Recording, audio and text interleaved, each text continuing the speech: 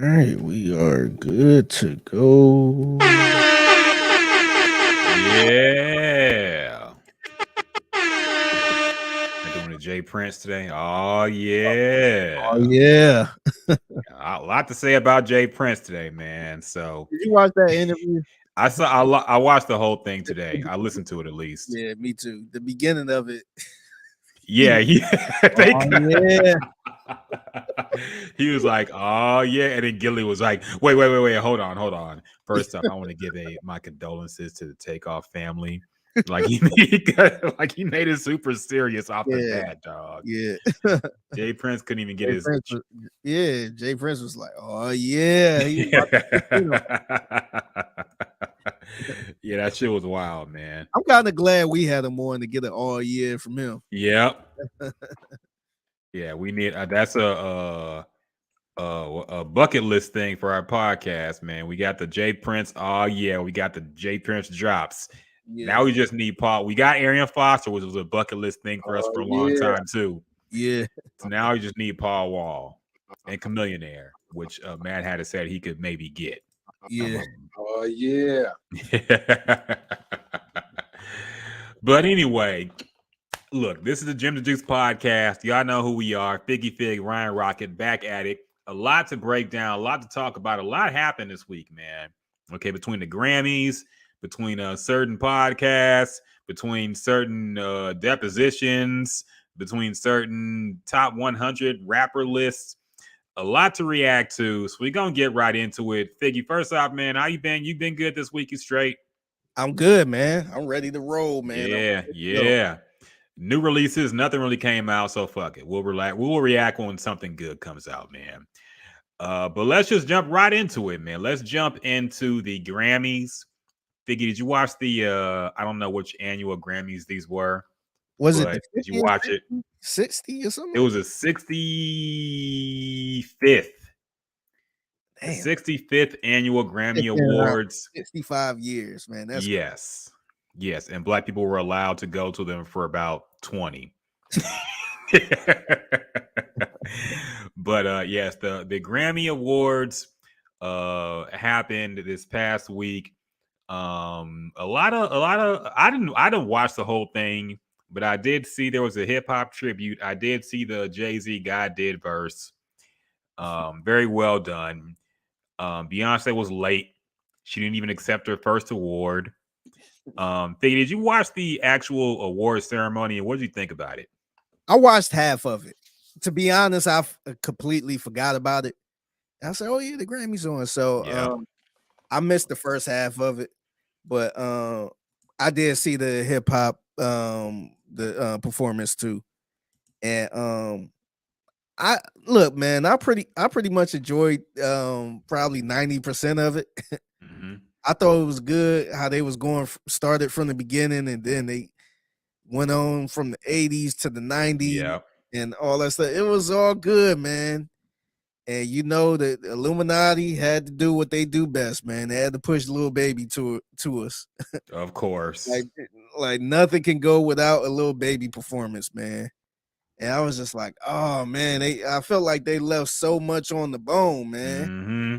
Like, dog, like they totally missed the whole. I mean, I wouldn't say they missed the whole 2000s because I think Nelly was up there, right? I think Nelly had a little piece, but man, I'm like, oh, I would have took a Soldier Boy. I would have took a little Bow Wow. Oh, like they went from the Locks to Little Baby. Like, damn, that's the Yeah. gap you can. Man, that was a big ass gap. So and then went from that to I think they had a little Uzi Vert. They had a the Glorilla who I like. Mm-hmm. I'm like, man, that wasn't the time for you. Like you just came out a couple months ago. But man, the Grammys was okay, man. I guess some of the head scratching moments to me, the I still don't understand the record of the year and the song of the year, man. I don't get it how they pump it up, and I don't know. I guess the difference is the writers getting the credit for it. I'm not sure, but I think it was Song of the Year. I can't remember which one it was, but the one with what's her name? Bonnie Raitt, Raitt. yeah. The one when Bonnie Raitt won, I was really surprised, man, because it was some heavy hitters Mm-hmm. in that category. You had Adele, you had Beyonce, you had Lizzo, you had all I think you had some more in that category. And for some reason I just assumed it was going to Beyonce or Adele. And Bonnie Raitt got it. And I have to be honest, man, I had no idea who Bonnie Raitt was. I was like, who is this person? And she, man, a lot of people was bashing her. I'm just like, wait a minute, hold on. Like, I know I don't, I haven't heard a lot of music from Mm-hmm. different genres. So I'm like, what, let me look this person up. Let me see who she is. She was only won the Grammy like 14 times. Yeah. She's in the Hall of Rock and Roll Hall of Fame. She so I was just like, damn, okay. And I actually checked her music out. And She was big in the 90s. She was big in the 90s. She was a big she was a country star, but she was so big she kind of crossed over. yeah, She had some songs like I Can't Make You Love Me that I even heard, and I would yeah, listen to no country stations. So yeah, she was a huge artist in the 90s, but yeah, I yeah, didn't know until I saw the nominees list that she was still making music. yeah. I so the album I listened to from her was her first album. And it was more blues. It wasn't Hmm. even like country. It was more blues. Like it felt like a little classic rock type of blues. So I was just like, all right, you ain't gonna get no slander from me. But but a lot of people was up in arms over that. And then obviously a lot of people was up in arms over the album of the year. Which we talked about this last week, how people whenever their favorite artists don't win, then it's see we gotta make our own awards. See, we got Hmm. boycott. If Hmm. he would have won, we wouldn't have had this conversation.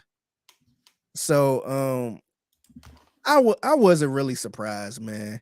I was a little bit surprised who won it. I was surprised Harry Styles won it, where I'm like, damn, was this album that damn good? So I might have to check that album out to see if it, was it pretty, was it worthy of album of the year.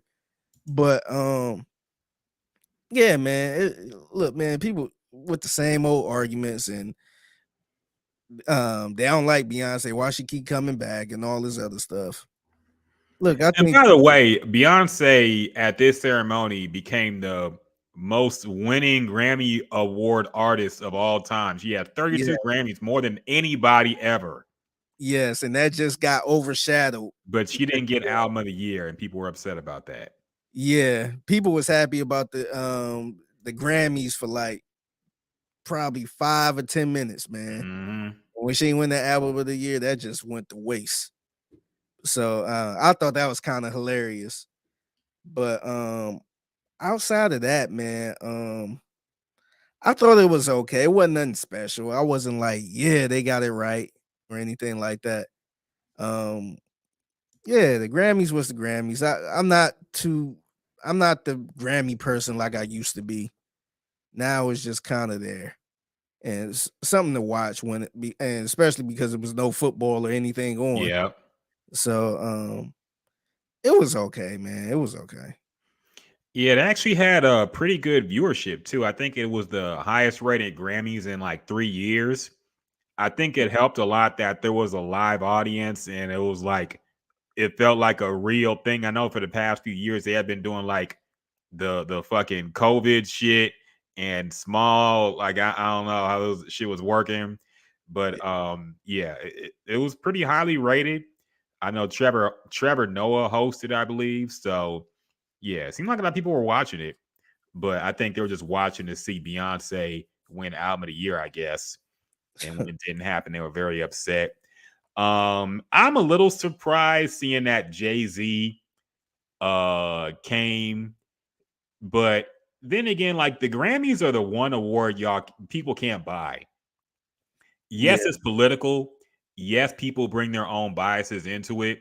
But look, man, an indie album that sold like 20,000 has or like a million has just as much of a chance to win album of the year as a pop album that sold like 40 million or some shit, man. Like you can't buy, it's not about popularity. You can't buy the album of the year award, man. You just can't.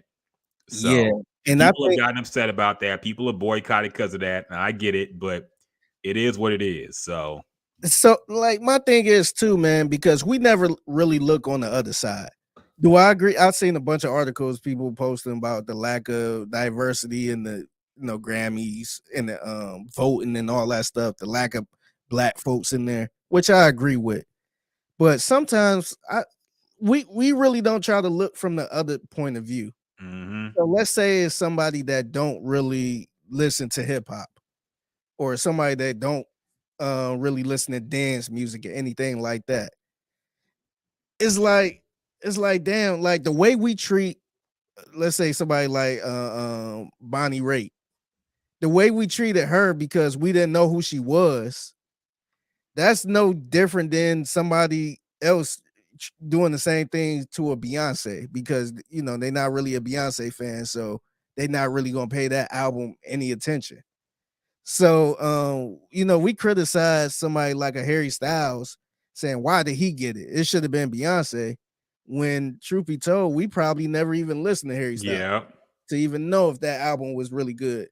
And Speaking of which, that reminds me of the fucking Chris Brown and Robert Glasper controversy. yes, I almost yes, forgot about that until you yeah, mentioned that. So yeah. Make sure yeah. you mention that. Put a pin in that. Mm-hmm. But it was the same. It was the same issue I had when Adele won over Beyonce that one year.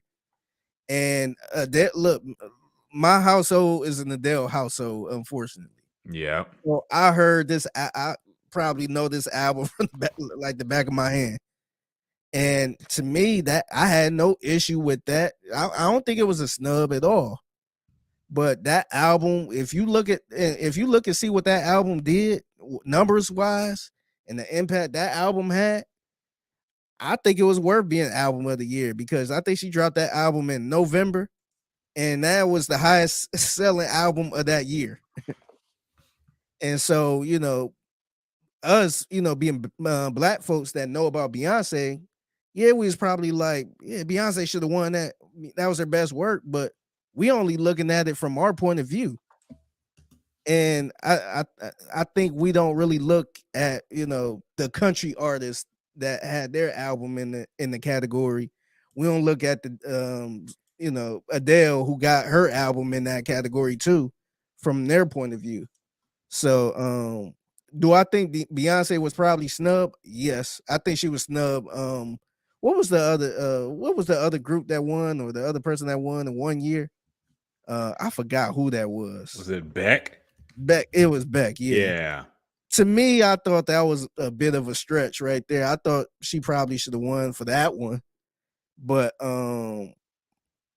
yeah, I think sometimes we get a little too I guess we get a little too biased when it comes to that type of stuff.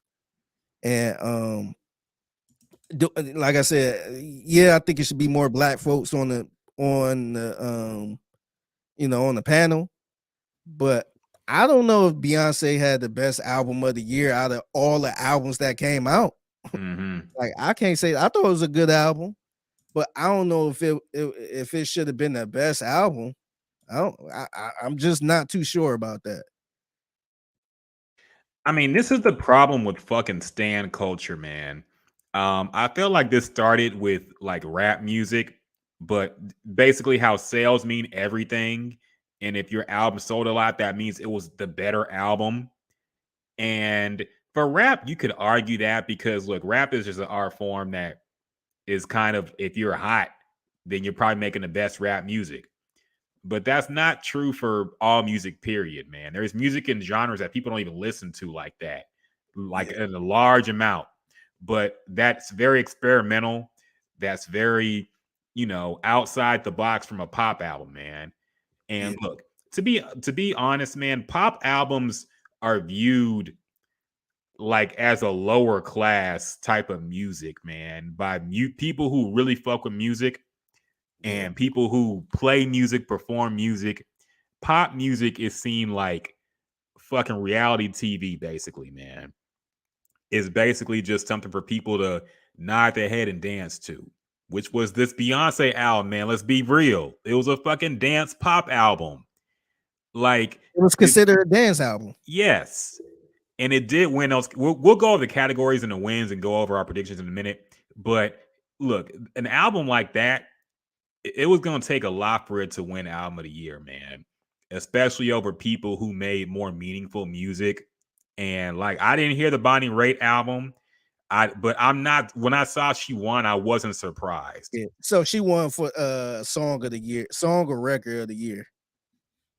And Uh, I think Break My Soul was in that category. yeah, and it's So, like, man. And then Harry Styles, I didn't hear Harry Styles either. But I mean, look, he's a very, I guess, talented artist who is more experimental as well. So look, man, it was a tall order for Beyonce to win album of the year in some of these categories. She did win. Part of me wonders if this is the reason why she made an electronic / dance album, so she can scoop those awards up easily. Because in the pop and R&B and album of the year and song of the year categories, those categories were kind of stacked this year, man. yeah. So I mean, she did get the record this year officially. She got several wins. So with that being said, let's go down the winners list and go down our predictions. Now, we weren't confident when we looked through this. So let's see if we surprised ourselves or if we're trash at predicting this year. Now, okay. Record of the year. Figgy, you said The Heart Part 5 by Kendrick. I said Easy on Me by Adele. The record of the year was Lizzo, About Damn Time. I was shocked at that. Me too. Yeah. I thought Lizzo's run had been over, honestly, man. Like, I didn't think she was going to clean up at the Grammys this year or win a major award, but Yeah. she It looked did. like he just getting started. Yeah. So, yeah, I guess she here for the long run, man. Album of the year. You had Bad Bunny. I had ABBA just because I thought I hadn't heard them in a long time. I figured like they were going to be the indie popular band comes back and does an album, wins album of the year type thing.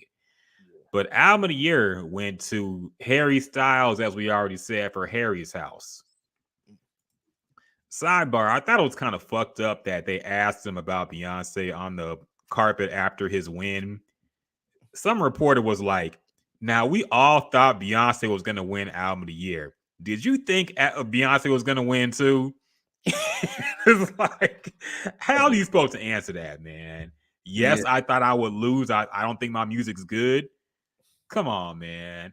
So I don't like how people look, fans gonna be fans, but Yeah. I didn't like a reporter asking some goofy shit like that after the man wins, probably the biggest night of his career. And you're gonna Yeah. ask him, are you surprised you won? Did you think Yeah. Beyonce would win instead of you? Yeah. People was treating people starting to treat this like it was the hip hop category with Kendrick and Macklemore. Yeah. To me, I felt like that was a conversation where it's like, wait a Yes. minute, like that don't even make sense. That's something we should be talking about for years to come. But this one, I wasn't like mad about it because look, it's some heavy hitters in here, man. I knew Mary J. Blige wasn't gonna get it. But I mean, you had Kendrick Lamar. I felt like that was, that was a pretty good hip hop album, but I ain't think that I was going to win it. But it's so many different options in this one. I just didn't see Beyonce as the clear runaway. Yep. Yeah. Next one was Song of the Year. Figgy, you had Easy on Me by Adele. I had Break My Soul Beyonce. I thought she was going to take this one. In the back of my head, I did kind of want to say Bonnie Raitt just because I felt like that would be the ABBA type pick, Yeah. where somebody big or popular who hadn't done anything in a while came back. And of course, it was Bonnie Raitt to win Song of the Year. It's funny. Did you see how shocked she looked? Yeah. I think she was legit shocked. Yeah. And was that the one that The Rock presented? or was Uh, it a different award? I think it might have been a Yeah, different. because he kept posting some award he gave Adele at the Grammys. He's posted it like 10 times since the shit happened, man. Like enough, corny ass nigga, man.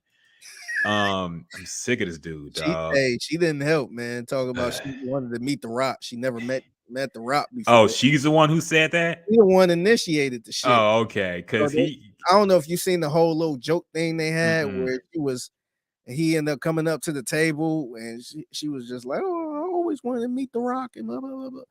And Rich Paul was sitting right there. It looked like he wasn't in on the joke at all. Yeah, He was like, "What the fuck?" Like, yeah, I know. I I ain't don't want my, surprised, man. I don't First want my, he I don't want my woman going crazy over some dude, especially The Rock. First, he's shooting his shot at Megan Thee Stallion. Now he's shooting his shot at Adele. Like, nigga, get your own women, dog. What's wrong with you, man? The Rock trying to seduce everybody's woman away. 50-year-old roid head, man. Go sit down, dog. Best new artist. I don't think any of us heard of any of these artists, so we just took a guess. Like, I looked at some pictures and said, I made my guess. Yeah, Um, Figgy, you said Omar Apollo. I said Samara Joy, and I actually got that right. all right, man. I didn't know who Samara Joy was. I think I just looked at a picture and said, "Yeah, this person probably gonna win, man." Yeah, So yeah, Samara Joy won Best New Artist, and I'm not even gonna act like I had some fucking like I knew who she was and I knew she was the best new artist. hey nigga, you need to play the lottery. Man, That shit, one. maybe. Next one, best pop performance. You had Harry Styles, I had Bad Bunny, and Easy on Me by Adele won. So Did it? yeah, okay, it did. That was Pet's best pop solo performance. Oh, okay, okay. I thought you was looking at the best pop vocal album. Okay, Wait, no, okay. The category we wrote on the rundown said best pop performance, okay, but there is a best pop vocal album that Harry did win. okay, But I think the one we were trying to pick was best pop solo performance. So whatever. okay. I got You can get half credit for that because you. you're kind of right. Next one. Now we didn't list any of these because we didn't really care. Oh yeah, never mind. We did best dance / electric recording. Figgy said "Break My Soul," Beyonce. I said "Intimidated" by Kate Trinata featuring her. And you were right. You got "Break My Soul" by Beyonce. Did win that one. Next one. We skipped all the rock shit, of course. Best rap performance. Figgy, you said "God Did" by DJ Khaled. I said "The Heart Part 5" by Kendrick. And I believe I was right. I got Kendrick did win for "The Heart Part 5." So yeah, we're one for one in the rap categories, which is all that matters, really. Next one, best rap song. Figgy, wait. Okay, yeah. Figgy, wait. Okay, Figgy said "Heart Part 5." I said "God Did." And best rap song did go to "Heart Part 5" again. Yeah, So it won 2 awards yeah. for a song that wasn't even on his album. Yes, that's the funny part about it, man. And when it was, I think in the album of the year category, they played the Heart Part 5. Mm-hmm. And I was just like, that wasn't even on the album, which is I hilarious. think they might have did like a version where they did put it on Yeah. later. Oh, I okay. haven't gone back. I think they might have added it back on, but originally when the album came out, it was not on there. Yeah, they probably did it to help the numbers or something. Yeah, and Grammy considerations probably. Best rap album. Figgy, you said "Come Home, the Kids Miss You" by Jack Harlow. You thought it was gonna be a Macklemore moment. Yeah. I said Kendrick was gonna get this one with Mr. Morale and the Big Steppers, and Kendrick did get it for best rap album, Mr. Morale and the Big Steppers. It's funny, man. I haven't heard a damn thing from I almost called him Macklemore. I swear. I haven't heard a damn thing from Jack Harlow since. Well, he's gonna be in the new White Man Can't Jump, so Yeah. maybe he's focused on acting now. Okay. Who won best? I'm looking for who won best melodic rap performance this year because you said We both said first class and we were both wrong. So Mm, yeah. yeah. Whoops. Is that it? Is that all our picks? I think So so. how many did we get right between both of us? Like 3? Yeah, Something like that. We yeah. got best rap song. You got best rap song. I got best rap album. Um, did we get best rap performance? Uh, I can't remember. But we did. We got like 4 I think maybe. you got the. I think you got best rap performance, Okay. and I got best rap song. Okay. We So pretty much basically, we just went back and forth with Kendrick and won like most of those. yeah, Kendrick and we both lost with God did. Yeah. So So yeah, that it is what it is. you did the more impressive one. You got the yeah, I'm shocked I got the best new artist yeah, one. I'm shocked. But everything else, the big awards we whiffed on, man. We'll admit that. We'll take our L. yeah, Yeah, but that's the Grammys for you, man. Unpredictable. Can't buy the award, man. It's just gonna go to whoever it goes up to. We see Terrell Carter in the comments. What's up, bro? What up, Ernesto? See y'all in the comments, man. How y'all doing on YouTube, dog? Hope y'all having a good Friday night chilling with us, man. We're talking about the Grammys right now, yeah. reacting to all our the winners, people who were upset, acting like it was a huge injustice that Beyonce didn't win Album of the Year, even though she has won more Grammys than anybody ever right now with 32 or something like that. Yeah. So yeah, people need to chill out. What was your thoughts on the Jay-Z performance? I mean, it was fine. I mean, like I said, I don't see the hype about the verse, but I mean the performance itself, like Jay's a good performer. Yeah. So I thought it was fine. The whole thing with the feast and all that shit is like, okay. I Yeah. don't know. I Now didn't have was a problem with it. now was that live or was that like a pre-recorded performance? I'm not sure. I know some parts were pre-recorded. It Yeah. might have been pre-recorded. I wasn't sure if they like went to a video or something and they performed like that, or was they actually out because it looked like they were outside the arena Yeah. doing that. So I was wondering, was that like a pre-record performance? It might have been. I didn't even see. I just saw the video itself on Twitter. I didn't actually see them cut to it, but it might have been pre-recorded. I know some stuff was pre-recorded for the Grammys, so it might have been. But I thought it was fine, man. I mean, I hope people now will leave that verse alone and stop hyping it up like it was the best thing he ever did. Like niggas, listen to Reasonable Doubt, man. Don't tell me that shit is his best verse ever, okay? But anyway, I digress. Other controversy, Chris Brown was on social media mad as hell because Yeah. he lost the best R&B album category to Robert Glasper, H-Town legend, a jazz pianist. We talked about him a little bit on the Mad Hatter podcast, but apparently a lot of people don't know who he is or that he even had an album out. But Mhm. like to be fair, I didn't hear this new album. I knew who Robert Glasper was or is. But I went back and heard some tracks, and this album actually sounds like a good R&B album, man. It had a bunch of people on. I think SZA was on it, or a bunch of people. So it Yeah. had a good number of features. Production was crisp and clean, and Chris Brown just make the same type of music since 2015. So I Man, don't know why he's so that surprised, like since but 2006. yeah, To be fair real. enough. Well, whenever he started that blood shit is when his music just started staying the same no matter what.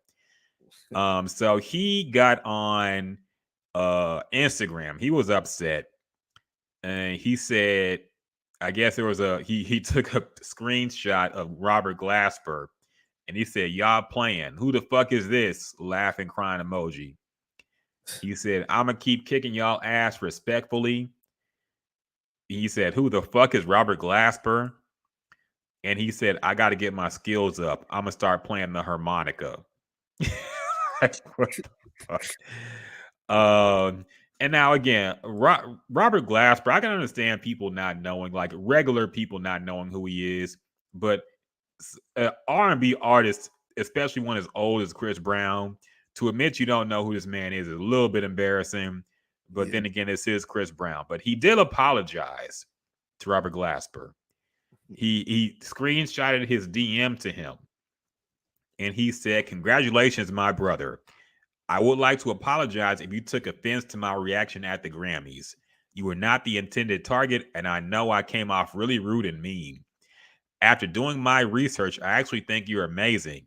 The organization isn't doing us blacks our due diligence. Us blacks." Okay, that sounds like something that a white person says when they're acting like they're black online. Us blacks need to do better. So he says, "You and I should never be in the same category. Two totally different vibes and genres. So from one black man to another, congratulations. Hope you're able to feed your family for life. God bless my G." So, Figgy, uh, Drunk says R&B categories ain't no real competition since Trey Songz started being a serial rapist. Let's be wait, what? Was he Robert just Glasper is not an industry plant. Drunk, no, he's not. He's been around for a long time. He did performances in Houston plenty of times now. But yeah, it's Figgy, what are your thoughts on this Chris Brown Instagram temper tantrum?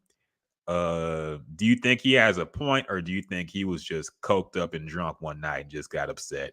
I wouldn't say that last part, but I think to me, he kind of came off as bitter, man. Because look, I tried to get through the Chris Brown project. It was too many songs for me.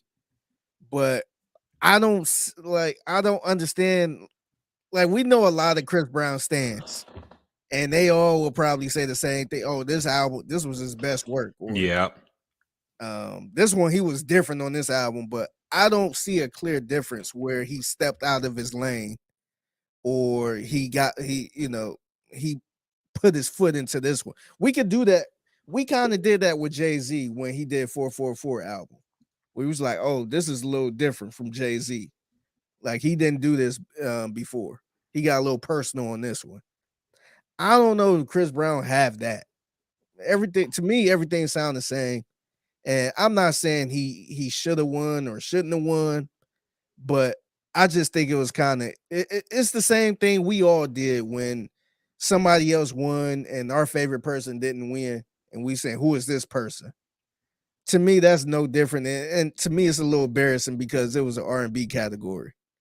So that's like if Kendrick didn't win album of the year. Or no, that's like saying somebody in the album of the year category didn't win and say, who is this Kendrick guy? Why did he win? Like, we should know if you in that category, you should know your R&B artists, man. You should know your peers. So I thought that was a little embarrassing. And I never did like the when people go on social media trashing the other person that won, because it's an honor to win a Grammy, and you should always show your respect to people if they won, even if you didn't win. So that kind of came across bitter. And Chris Brown he wasn't even there. No. So I just don't get that, man. You sitting on your couch watching, and you pretty much say, who is that dude? And I just didn't like that at all, because that dude is talented, and maybe Chris Brown can work with him one day or something like that. I just don't like the whole throwing shots at people, trying to play him like that.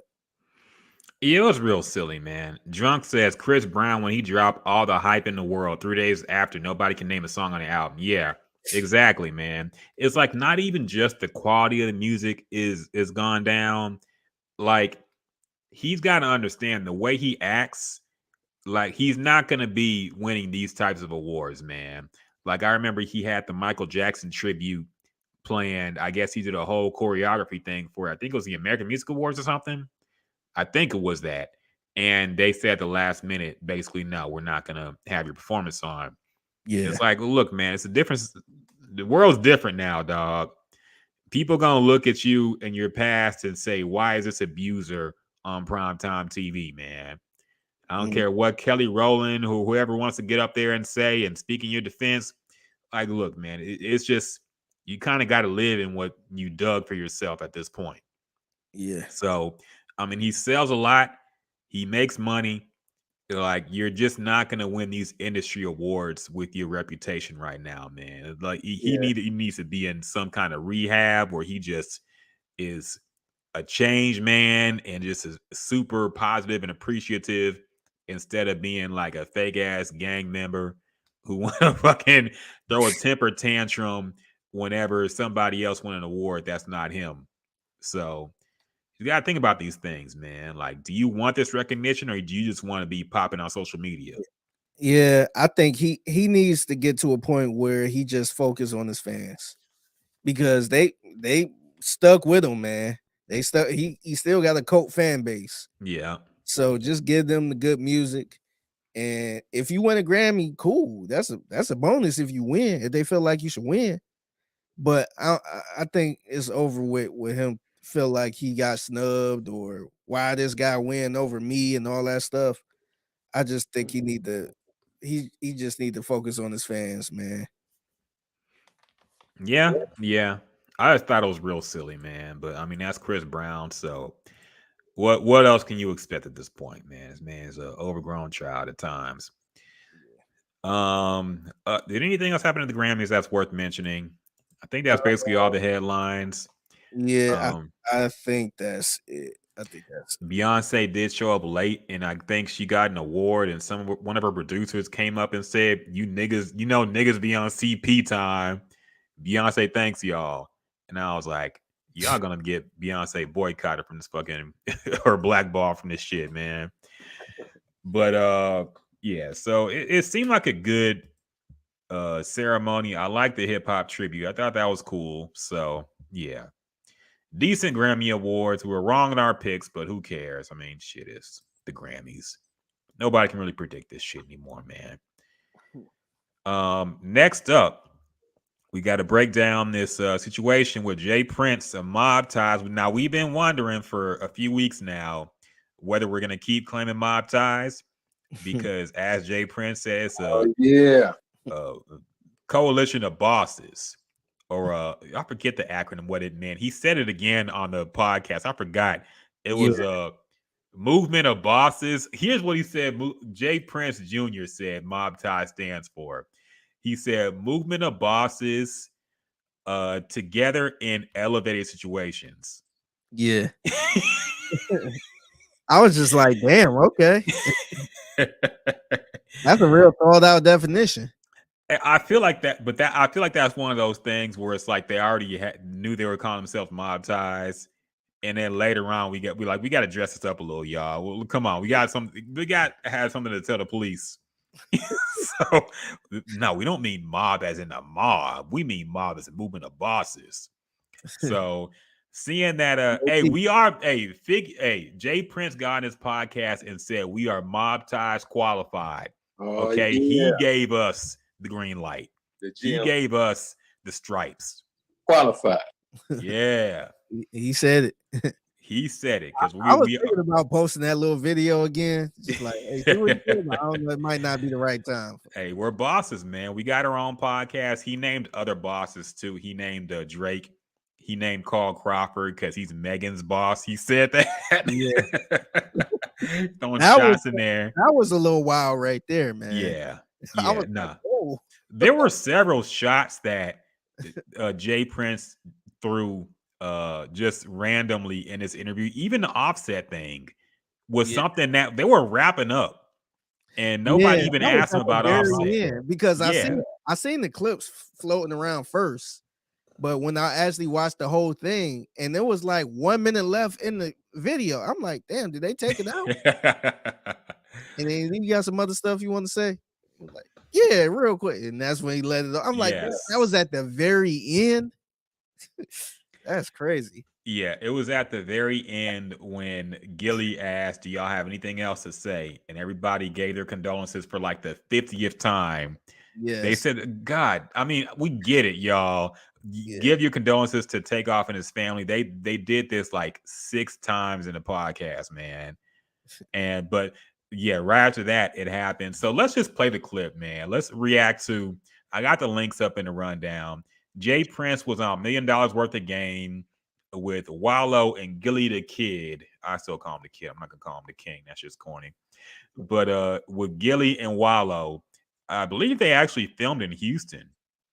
Oh, So Gilly really? and Wallow flew I down to Houston Okay. to meet with Jay Prince and his family. I know Mike Prince, Jay Prince Jr., I think Jazz Prince was there too. And they all gave their account of what happened um, during the death of the shooting of Takeoff. And to recap it real quick before we get in the clip, basically they kind of spilled out what happened. They're blaming it on a guy who filed a police report who goes by like Willie Bland or something like that. And this guy was like Quavo's security or homie or something. And this guy alleged that he thought that people in the Mob Ties camp were about to rob Quavo after their little argument about basketball. So he pulled out, he hit somebody, he punched somebody, and then he started shooting because he thought that they were going to, he saw them going for the gun. And then in this, the guy who was trying to protect Quavo ended up shooting him in the head. And so, yeah, we know how that happened. But basically, they spent the most of the podcast talking down on this guy. They read some of the police report, said it was all bullshit, and yeah, kind of just put the blame on the person in Quavo's camp. He said he wished that bullet hit him instead, and he said he wished he got security from P, the CEO at QC, instead of this guy he knew. Yeah. So Drunk says, I mean this respectfully, but I feel like this is the perfect interview for a Houston grown podcast like y'all, not for something nationally syndicated. I agree. But to be fair, look, man, they got a huge platform. They got millions of subscribers. They're Barstool affiliated. I get it. Yes, I would love to have that interview. Yeah. I think we would have did a better job because Gilly was just talking nonsense as he usually does, and it got real motivational speechy at the end. It got real preachy from Wallow at the end. Yeah. But I get why they went there, man. Like I get it.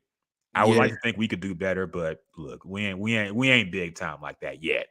So I Yeah. get it. And we did have Jay Prince on. Check it out on YouTube. We had Jay Prince on. Yep. Yeah. Before most of this drama happened, it was Oh very yeah. quick, but hopefully Back in next time we'll get 2020. him. Yeah. Yeah.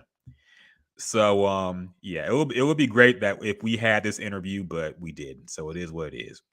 But so yeah, they spent most of the time kind of spilling out what happened, trying to absolve themselves of any blame. At one point he used the analogy of it's like if somebody came to rob a bank and a cop started shooting at the robber and he accidentally hit an innocent bystander, whose fault is it? It's the bank robber's fault, right? Like that's what he said. Yeah. So they spent most of the podcast talking about that. It got real emotional at some point. Mike was getting a little teary at some points, but it ended with this, as we mentioned. It ended with Gilly asked if anybody has anything else to say, Final and word. Jay Prince any final words, and Jay Prince at the very end of the podcast had this message for Offset. I can't hear it. Hold up, I can't hear it.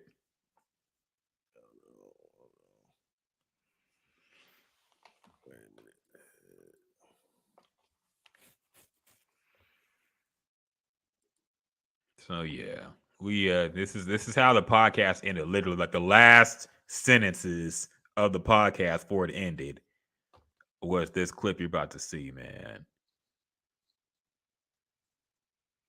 Shit, I still can't hear it.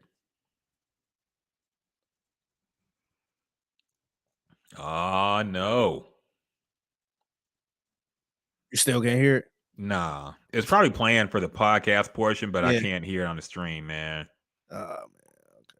Fuck it. So I can just recap what he said. He basically said something like he implied that Offset was saying some stuff. Oh shit, we can't play any of this shit now, I guess. But Yeah. he said he basically implied that Offset was saying some things behind the scenes. Let me try it again. Hold on. All right. Nah, man, I still can't hear it. I don't know. Fuck. Yeah. Fuck. Look at the mob ties. We need the mob ties hat, man. Yeah. Shit. Well, anyway, he basically said that he had heard Offset saying some things about Jay Prince in his camp, and he basically said Offset needs to cut it out because it would not be good for his health to keep carrying on like that. So he needs to chill out with the stuff he's saying behind the scenes about his family and things like that. And yeah, it was a not very veiled threat towards Offset. Yes, because I'll hear it now. Okay. but this Offset dude, I ain't gonna leave him out.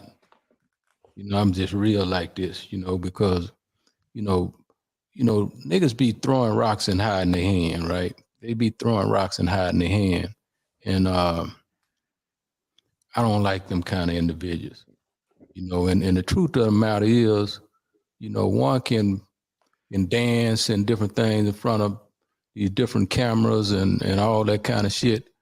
And when reality, the truth of the matter is, nigga, you wasn't really right there with Takeoff when he was alive. You know what I mean? So for you to be taking these positions that you taking, you know what I mean? And I got people everywhere, so I hear all kinds of things.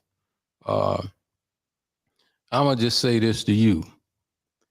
I'm gonna just say this to you. Don't never put me in no position where, I have to defend myself. You know what I mean? That wouldn't be healthy for you. And, I have to say that. I hate, but it's $1 million worth of game. You know what I mean? It's $1 million worth of game, and I'm gonna give it to him right on $1 million worth of game because I ain't gonna throw rocks and hide my hand. I'm gonna just let it be known, to him because I hear what's being said. And it's all love after that. Peace. Some strong words from Jay Prince, saying it would not be good for his health to keep putting him in a position where he got to defend himself. That's a wild thing to say, man. Yeah. Very, very veiled threats from Jay Prince. Now, Offset responded pretty quickly once it started circulating and going viral. He got on Twitter. This video is now deleted, but of course it's been saved and is here forever now. So I think it was on Instagram too. But he got on Instagram or Twitter, whatever he used, and he put this video out in response to Jay Prince's comments. Hey, first off, y'all niggas speaking on my real brother. I don't know what y'all niggas got, what the fuck y'all niggas got going on. Y'all niggas speaking on my real brother. How dare one of y'all niggas even speak on me and Tate relationship, nigga? I don't know you niggas from a can of paint, nigga. Y'all niggas don't know how me and my brother rock, nigga. You trying to clear your face, nigga. This your 5th interview, nigga. You done did about my brother, nigga. You ain't think about his mama. You ain't think about the family, nigga. We ain't said nothing. Ain't nobody said nothing but you niggas. You niggas, man, who y'all nigga think y'all nigga is? John got it, nigga. Ain't nobody going for none of that, bro. I ain't studying none of that shit y'all nigga talking about either. And if you heard something from me, I'ma tell you it's gonna come from me. Call my phone. Y'all nigga going off of he say, she say. Then y'all nigga supposed to be this is who y'all supposed to be. And y'all nigga on interviews and it out on an interview. Talking about I said that nigga call my phone, homie. You call my phone, we'll have a conversation. They what I'm talking about. All that plant internet games, I don't do. Hey, first. Now, to be fair, the Migos typically do keep things in house. Yeah. They don't go public. They don't go on that. People have been saying their interviews are boring for years now, man, because they never say anything about anything.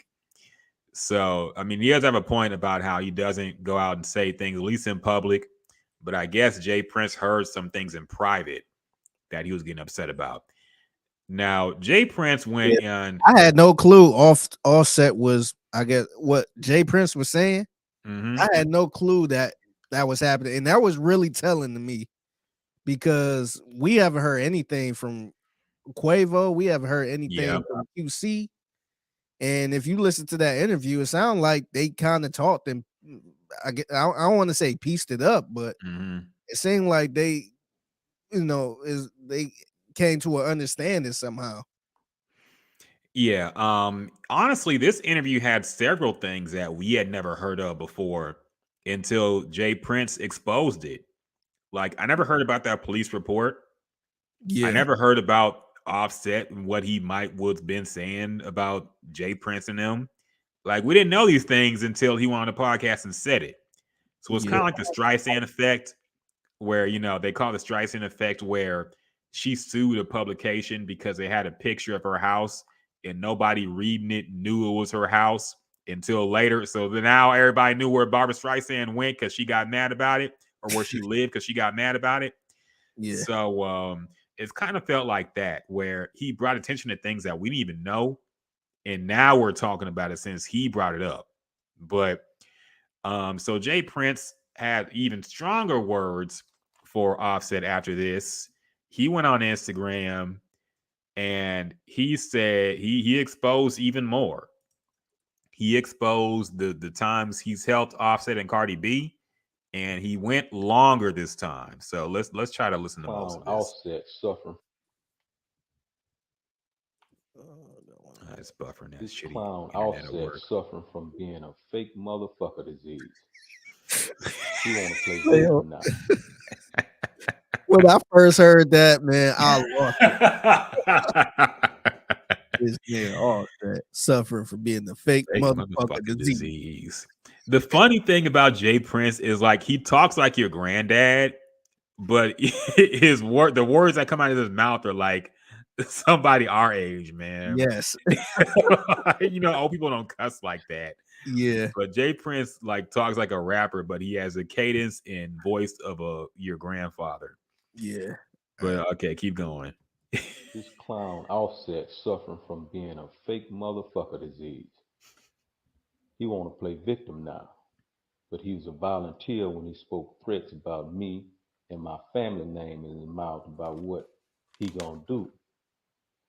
Why you didn't call me to talk is the twist he want to use. Tell lies in your woman ear, nigga. I don't have time to listen to weak shit. Now you want to fake in front of a camera, trying to hide behind takeoff mother when I've shown nothing but respect for her and family. See, boy, you acting like you a part of a family that don't really fuck with you because you're a snake. Now you don't know me from a can of paint. Let me see if I can refresh your memory. Remember we talked when you got your ass whooped in Atlanta? Hmm. You forgot? Remember when you called up on me and I came to LA and met with you because you was nervous about your wife performing because she had them issues about using the word flu. I was confused on this part. What situation was this? Do I you have no remember? idea. Now I did a little research. Apparently, like this was some crypt thing. I don't know, where she had some issues with somebody, but Cardi B said it was false. She said if she had an issue with the Crips, she would have went to Big U or whatever the dude's name was. She Yeah, wouldn't go to Jay Prince in Houston about it. But yeah, I had no idea what that meant or what that was referring to, man. Yeah, I didn't know. all People right. were pressing Cardi B because she said flu. Yeah. But All right, here we go. You forgot? Remember when you and Sauce Walker was beefing and you wanted me to stamp that bullshit? You forgot that too? I can go on, but I think you remember now. See, this is the reason I say blood make you kin and loyalty make you family because of motherfuckers like you that have stuck a knife in the back of the ones you call your brother. Explain. Since you a real ass nigga, explain to the people the real reason why you weren't on that stage at the Grammys with Quavo, who you call your brother, for the tribute. You ain't man enough to do that because you what we call a tender dick nigga. Take off.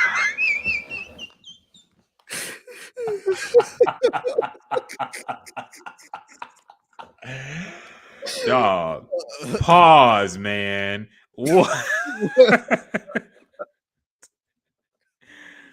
Now, Cam Johnson in the NBA just got in trouble for saying for no homo, so I won't say no homo. Yeah, But 40, I've 40. never heard nobody call no man a tender dick nigga. Just imagine you out in the streets and you see somebody that's fake with it. See, look at that dude though. He a tender dick nigga. Look at that tender dick nigga over there. Yeah, man. I don't know in what context you can call a man tender, and it be Yeah. and it sound like that makes you sound worse for them words coming out your mouth, dog. Yeah, you could call somebody a bitch. You could call somebody a punk. You can say suck my dick, but when you All say that you a stuff. tender dick nigga, what? What is that even referring to, man? You ain't man enough to do that because you what we call a tender dick nigga. Take off, Quavo, and the family wasn't fucking with you for a while before it's passing and still don't fuck with you because you a rattlesnake nigga. Quavo been letting you make it because he got a good heart. It's consequences when you fuck with me. I don't have no heart for no snake, and I give you what you ask for. Now, we also forgot to mention during the Grammy breakdown, but Quavo did have a performance where he did the Without You song as a tribute to Takeoff. And allegedly, according to TMZ, there was a fight afterwards between, I don't know if it was Quavo and Takeoff themselves, or not Takeoff, Quavo and Offset themselves, or their camp. But there was a fight that broke out because allegedly Offset was upset that he was not a part of the tribute, and they had some unresolved issues. You could hear Cardi B was backstage yelling at them, at somebody, and she was like, both of y'all need to stop. Both of y'all need to stop this. This ain't right. But she didn't say anybody's name in particular. But it was John that she was talking about Quavo and he kept saying Takeoff, Quavo and Offset. Yeah. So yeah, apparently there was a fight backstage after their performance. But so yeah, that was Jay Prince's response to all that. Okay, real quick with the whole flu thing, I see where it came from now. Let me share the screen real quick. So back in 2018, I guess Cardi B had a blue jacket on, and apparently she's supposed to be a blood. And she said, I hate wearing flu, but this coat was too popping. So I don't know if you see this. I guess he posted this on Instagram. Okay. So I guess some bloods in LA were they said it was cap, so I don't know what's true or not. But apparently she was they was worried about her performing in LA. She angered the Crips by changing the word blue to flu.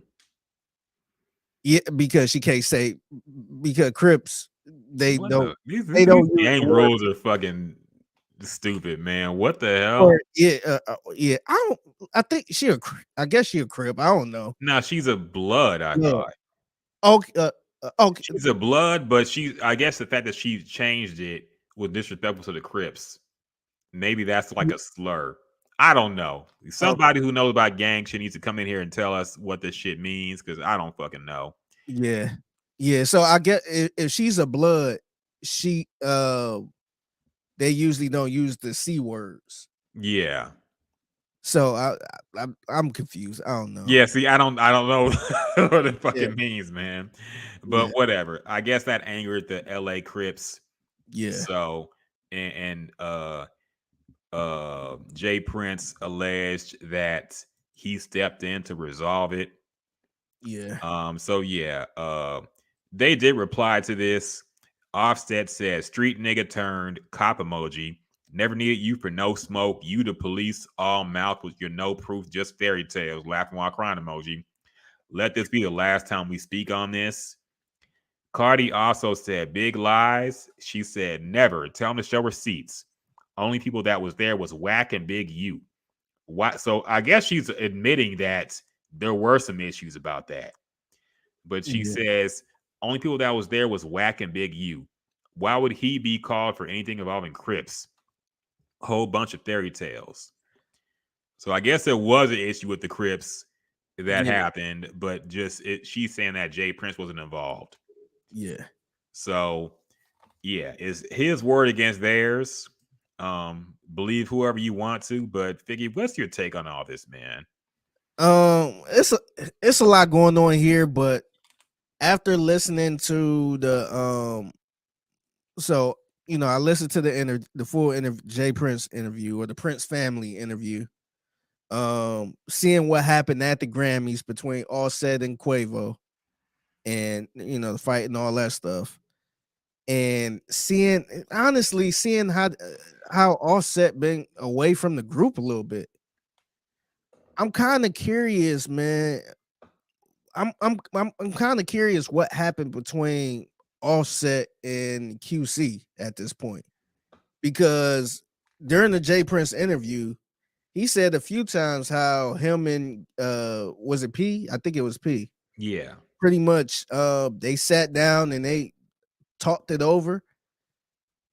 I mean, I don't know what that means. I don't know if they cool now or they came to an understanding, but for the simple fact that they did speak, to me, I think that showed a lot, because I thought, me being a fan, I thought they probably wouldn't be speaking again. I don't know.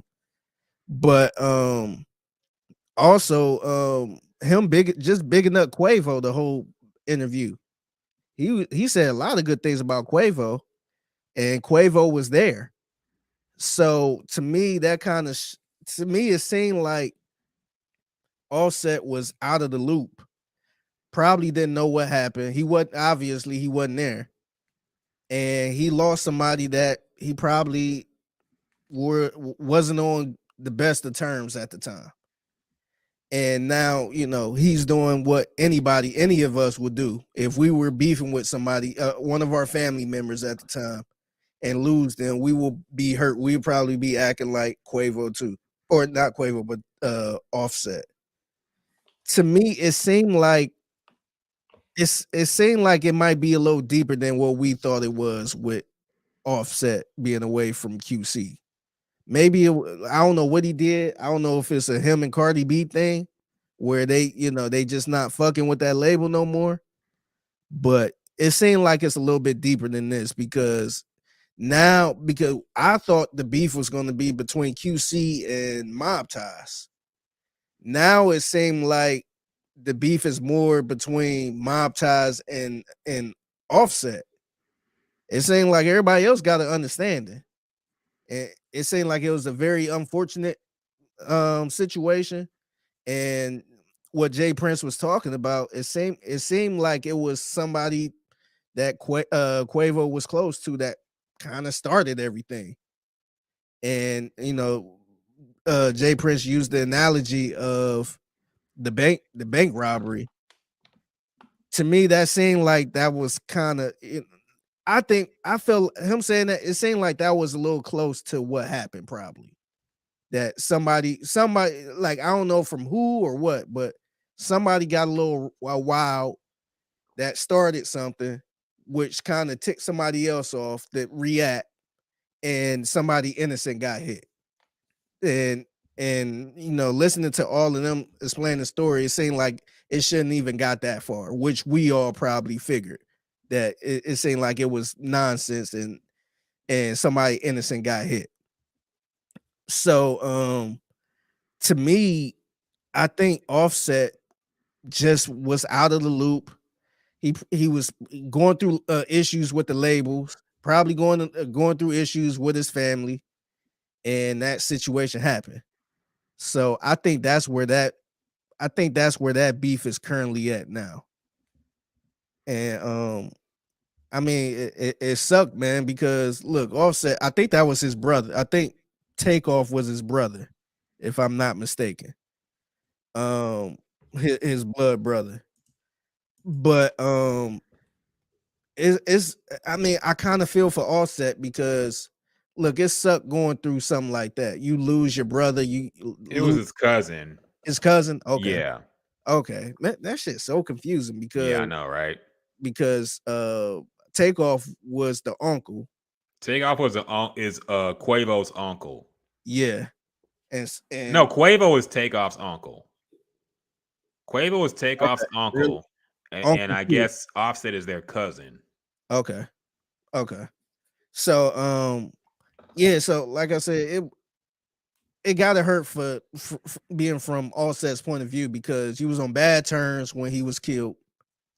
You going through something with the label, and now you got somebody pretty much calling you out over it.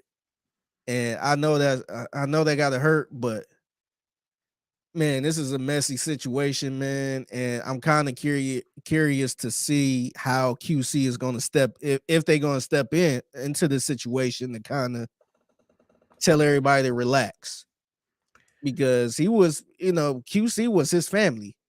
Mm-hmm. So I'm kind of curious if Offset is going to be just on his own, fighting for his life on his own, or is this another conversation Jay Prince and P will have to say, all right, let's chill out. But I don't even know if Offset even talking to QC at all. So I don't know, man. And I think it say a lot that all the stuff that Jay Prince was saying about Offset.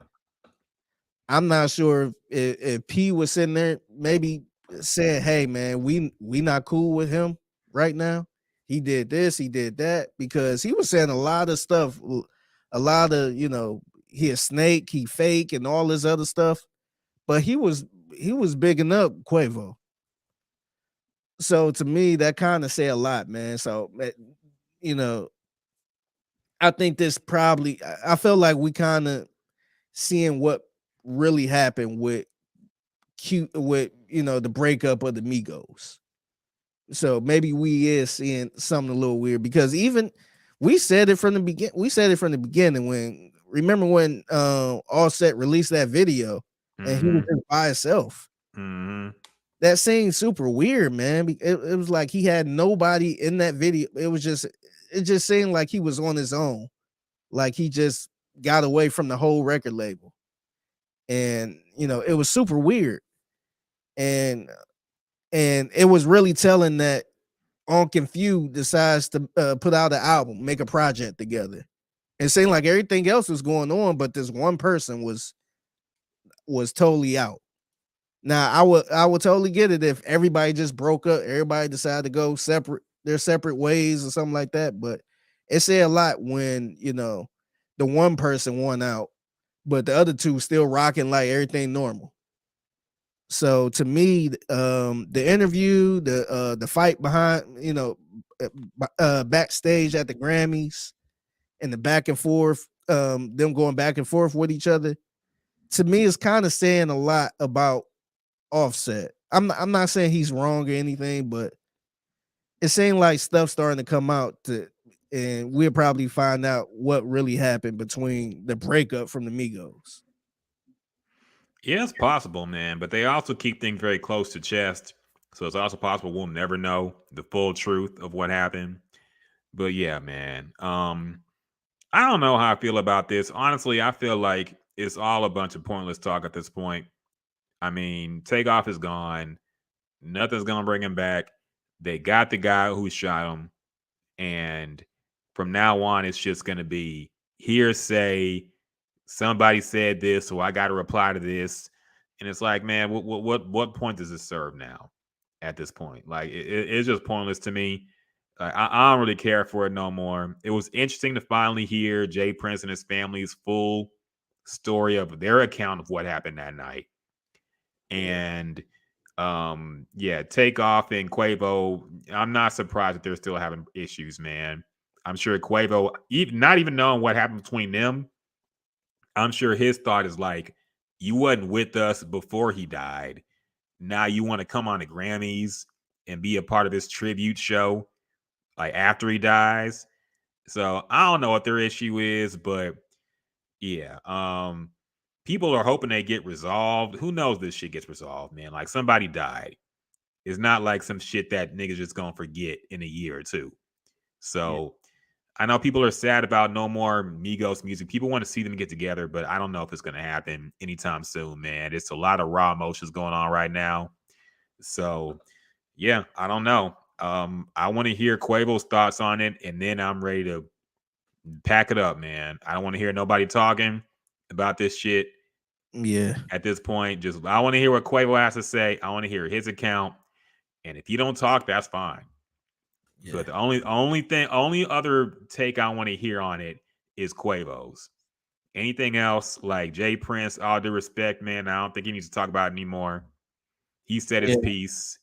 yeah. It's strange because I feel like he's well, I don't know this for certain, but I feel like he's listening to what everybody else is saying. Mm-hmm. And so now he like, I gotta defend myself. I gotta go on Yeah. the podcast and talk about it. Or this person said this. Let me make an Instagram post, which is I'm kind of intrigued how he made this post, man. Did he just like record the audio first and then put like a picture and all that stuff, graphics behind it? Because Yeah, I guess it's he so, asked somebody to do it for him. I don't know, but it's yeah, so it was strange. very I yeah. wonder, did he like read everything or he just sitting there and just Did kind of, he, did he write a script? I don't yeah, know, man. but yeah, man, I think that's his I think he need to kind of move forward. Just, you know, the situation happened. Somebody got caught up. If he talked to P and they settled everything right there, then I think it should stay right there, man. I wouldn't like if it was me, if I was Jay Prince, I wouldn't reply to Offset or whatever he said. I would just, you know, I talked to the source. I talked to the person as responsible for this. So that's it. Or at least try to keep it behind closed door. I wouldn't bring it to social media, but I think he need to leave this in the past and look forward. Yeah, yeah, I agree at this point, man. Another QC news though, since they were a topic. Quality Control, the label, has been acquired by Scooter Braun's Hype America for $320 million. So yeah, whatever that means. I guess Scooter Braun gave up Taylor Swift's music. Now he got QCs. So We're gonna have Quavo trying to record all the old music again so he can perform. yeah. Another off topic type thing. Do you feel like QC's momentum is just completely gone now? You think about who they had in that label. They had Yachty, they had Lil Baby, they had Migos, they had City Girls, and Yachty is on some other shit right now. He's not really doing rap music. You got Lil Baby, who I think is low key kind of falling off. I don't think his last album did what they thought it would do. You got Migos, who what just happened here. Now you only got Offset, and I don't even know if Offset's still on QC anymore. I don't know what's going on with that. So you got Quavo, and then you got who else? City Girls, who I don't even know if they make music anymore.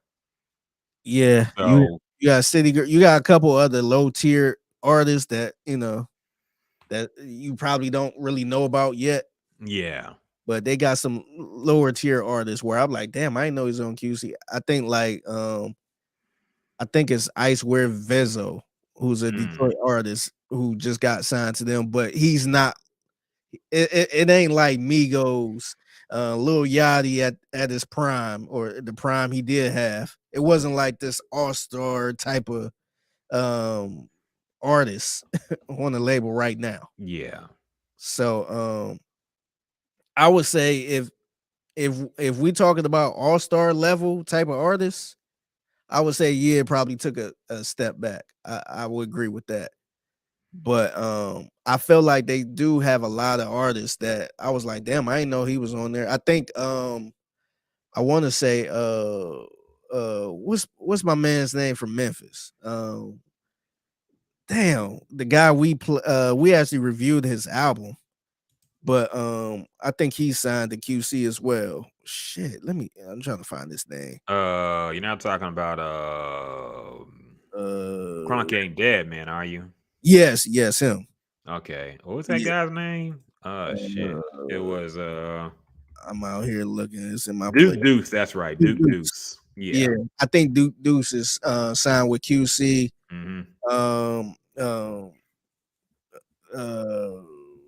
Another female is signed to QC as well. I forgot her name. I actually reviewed her album a couple weeks ago.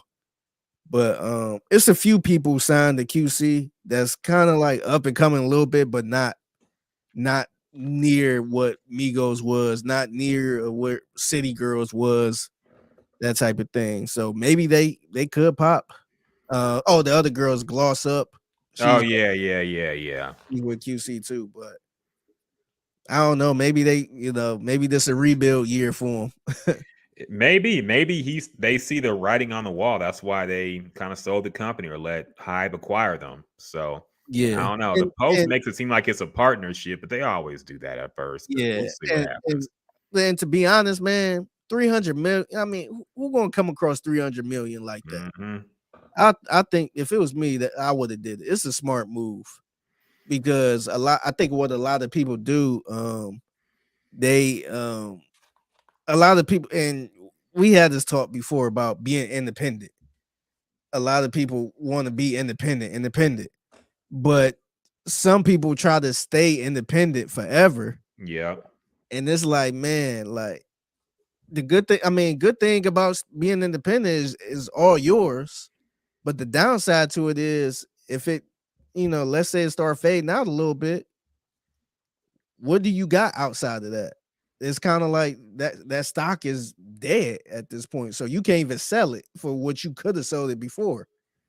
So I think right now, man, I think it was the perfect time to sell it.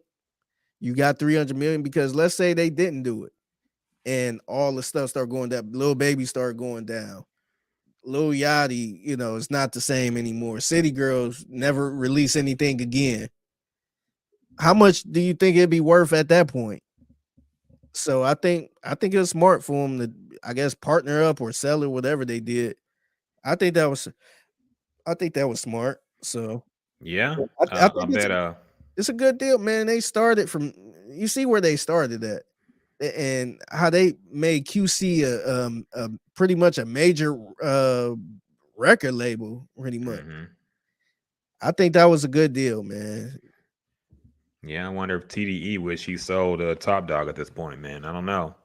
Or TDE, what's his name? Top Dog. I'll mix that shit around. I would wonder if Top Dog wonders if he should have sold TDE. But Yeah, man. Just imagine you had Kendrick before he announced this last album. Too late now. Could have sold that for probably 800 mil or some shit. Figgy, do you have that Be Right Back logo ready, man? I got to run to the bathroom. We got a whole lot to talk about still and break down this podcast. So yeah, I gotta take a quick bathroom break, man. I'll be right back, dog. All right.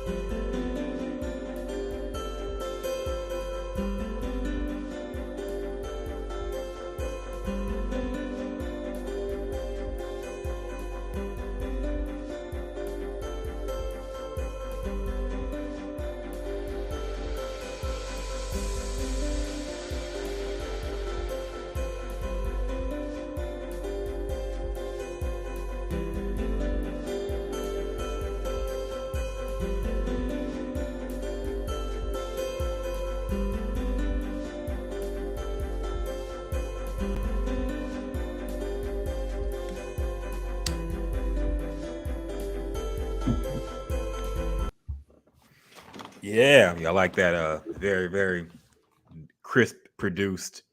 Be right back, sounder man. We a professional production now, man. Okay, Mm-hmm. we didn't came a long way from this Jim Juice podcast, man.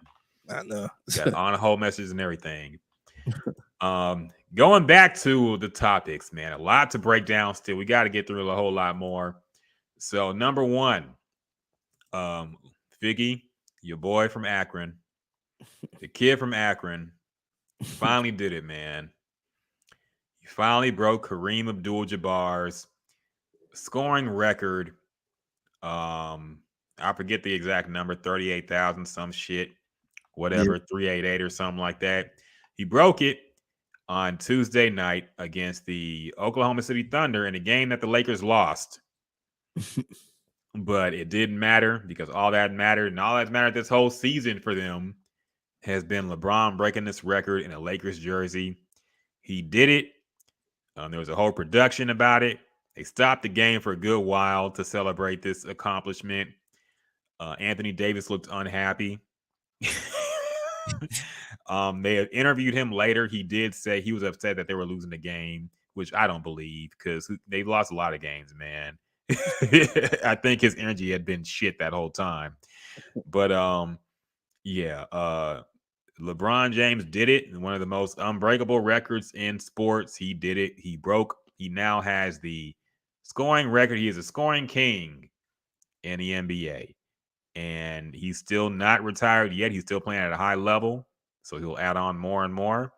Figgy, what are your thoughts to your hometown hero breaking this scoring record? So I ain't gonna lie, I had to soak in the moment, man, because I looked at it this way, man. We'll never see nothing like this again. We talked about this before, how we really don't get LeBron the benefit of the doubt a little bit. We just kind of say, oh, it's LeBron. Like we'll see another one again. So I actually watched that game just to see it. And I was actually perfectly fine with the way they stopped the game and all that stuff. People was complaining about it, but they did the same shit with, in baseball, whenever somebody break a record. Mm-hmm. They did the shit with Drew Brees when he I think he set a record or something like that. They, this wasn't like the first time they ever did anything like this in sports. So I wasn't too mad at it. I did think it was kind of strange that they like how he hit the shot and then it was just like, oh, that's it. It felt like the game was over. Yeah. So I was just like, wait a minute. And I think it made it even weirder because it was like 10 seconds left in the third quarter. So I'm like, oh shit. But I was legit happy for it, man. I was happy that I got to witness something like that because I don't think we're gonna see it in our lifetime, man. Because so after that, I end up looking up seeing who would be the closest person that could top that record or come close. And I think the closest person was like Carmelo Anthony. Yeah. Who ain't even in the league now, and we know he ain't about to catch that. And I think the second person was like Kevin Durant, and I think I looked up the stats too to see, I guess the on pace type of stats for him to catch LeBron with what he's averaging right now. Kevin Durant will probably have to play until he like 40 something, like 42 or some shit. Steph Curry, the same thing. He would have to play till he like 47 on this same current pace. So it's damn near impossible to catch this record. So the person that would probably catch this record is not in the league right now. Might not even be born. So it's super wild, man. And I think it was super funny just the Jordan stands. Oh yeah. And he trying to tweet like, well, Michael Jordan, look at all the games LeBron played in for him to catch this record. It's like, dog, like, how could you shit on somebody at the time like this, man?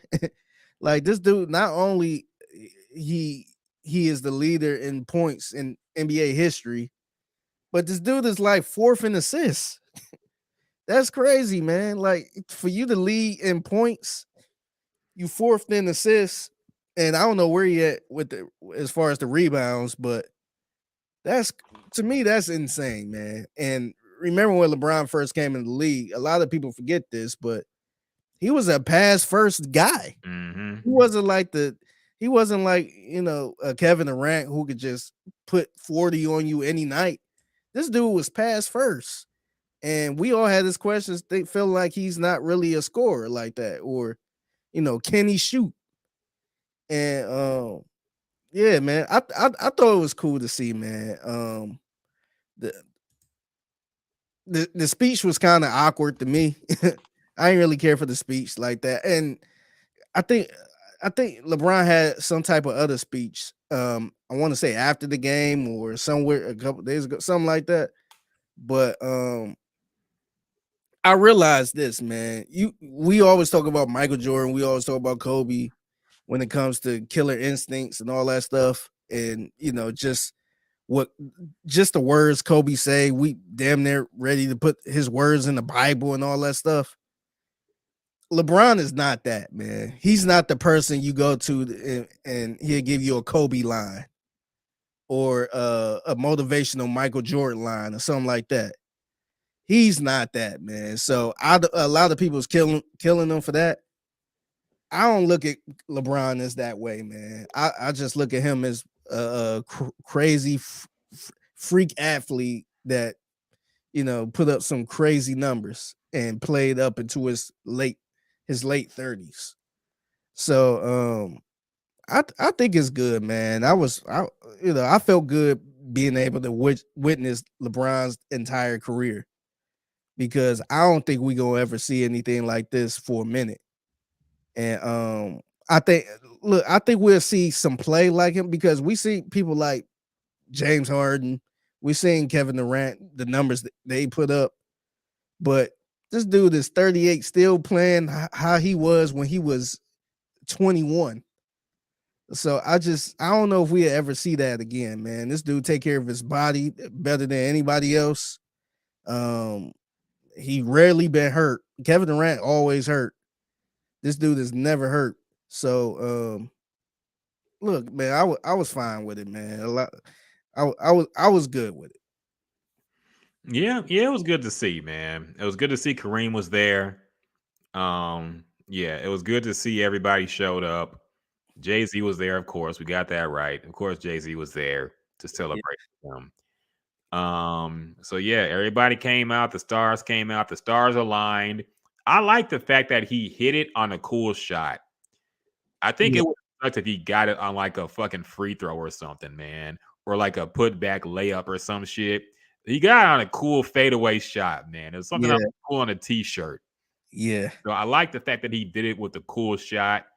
Yeah, it was good to see. My only complaint about LeBron is like, and this is the same thing I've said for a while since I saw Space Jam 2 with the montage and compared to Space Jam 1 montage. Like, this would have been so much cooler if he did it in Cleveland with the Cavaliers, man. Like him being a Laker just still seems fake to me. Yeah. Like, you just bandwagon hopped on the most popular franchise so you can make movies and shit, I guess. I don't know, but it just seems weird, man. Like, the Cavaliers, I understood that he wanted to team up with his friend Dwayne Wade, who was drafted there, and that made sense to make that work. But he went back to Cleveland, won a championship. Then he went to LA for why? Just to be there? Like, there's no real reason for him to go to LA besides he just wants to be in LA, I feel, and be with the Lakers. The city. So it just, I don't know, man. When you look at LeBron's career highlights, when you look at Kevin Durant's career highlights, it'll look real cheesy with them in different uniforms, man. Like, that's the only thing I don't like. I wish he did it with one team or just two. Miami Heat, then stay with Cleveland. But I don't know. The Lakers got enough fucking accomplishments, man. Do they need the two biggest scoring players of all time on the same franchise? Yeah. It's just they got enough, man. They got a ton of championships. They got a ton of Hall of Famers. Did they need this too? It's just corny to me, man. It makes me cringe a little bit. Just thinking that he just went over there for the vibes. It wasn't even a good team like that. It wasn't. He just he wanted to be a Laker, man. That's it. He just wanted the clout of being a Laker. yeah. But to have this done in his hometown, imagine that, man. That would have been so much more dope. You from Cleveland, you get drafted to Cleveland, you leave, and you come back, get a championship, and you break the scoring record for them. Yeah. That would have been so much more dope, man. But it is what it is. He made his choice, so whatever. Yeah.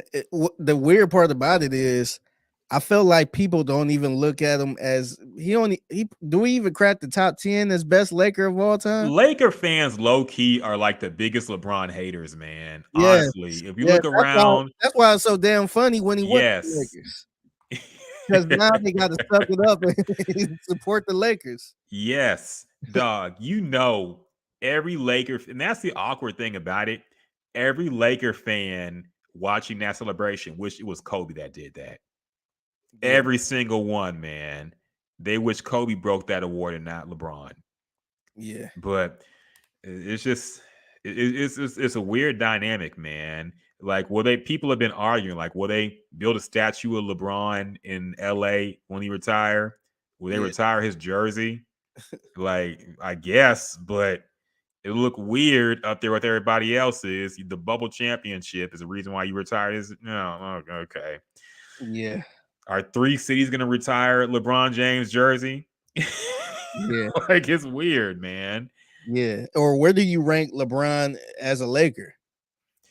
Like, below all the most famous ones, honestly. But he the leading scorer in NBA history. Nobody gonna put him above Kobe. They ain't put him above Magic. They're not gonna put him against or above Kareem. Yeah. So he's at least below all them. That's crazy. Might be above Elgin Baylor, man. I don't know. But I wouldn't even like even somebody like Shaq, who did bounce around a little bit too afterwards, but I don't even know if he's a better Laker than Shaq. I don't know if I put him over Shaq as a Laker. Because Laker, they had the 2-peat, 3-peat. I forgot. Honestly, they got 3 championships. They had a 3-peat though, right? I don't know if it was back to back to back. How many Shaq? Let me see. Yeah. But they had a great run, man. I don't know if LeBron had a great run as a Laker. So yeah, no, I agree.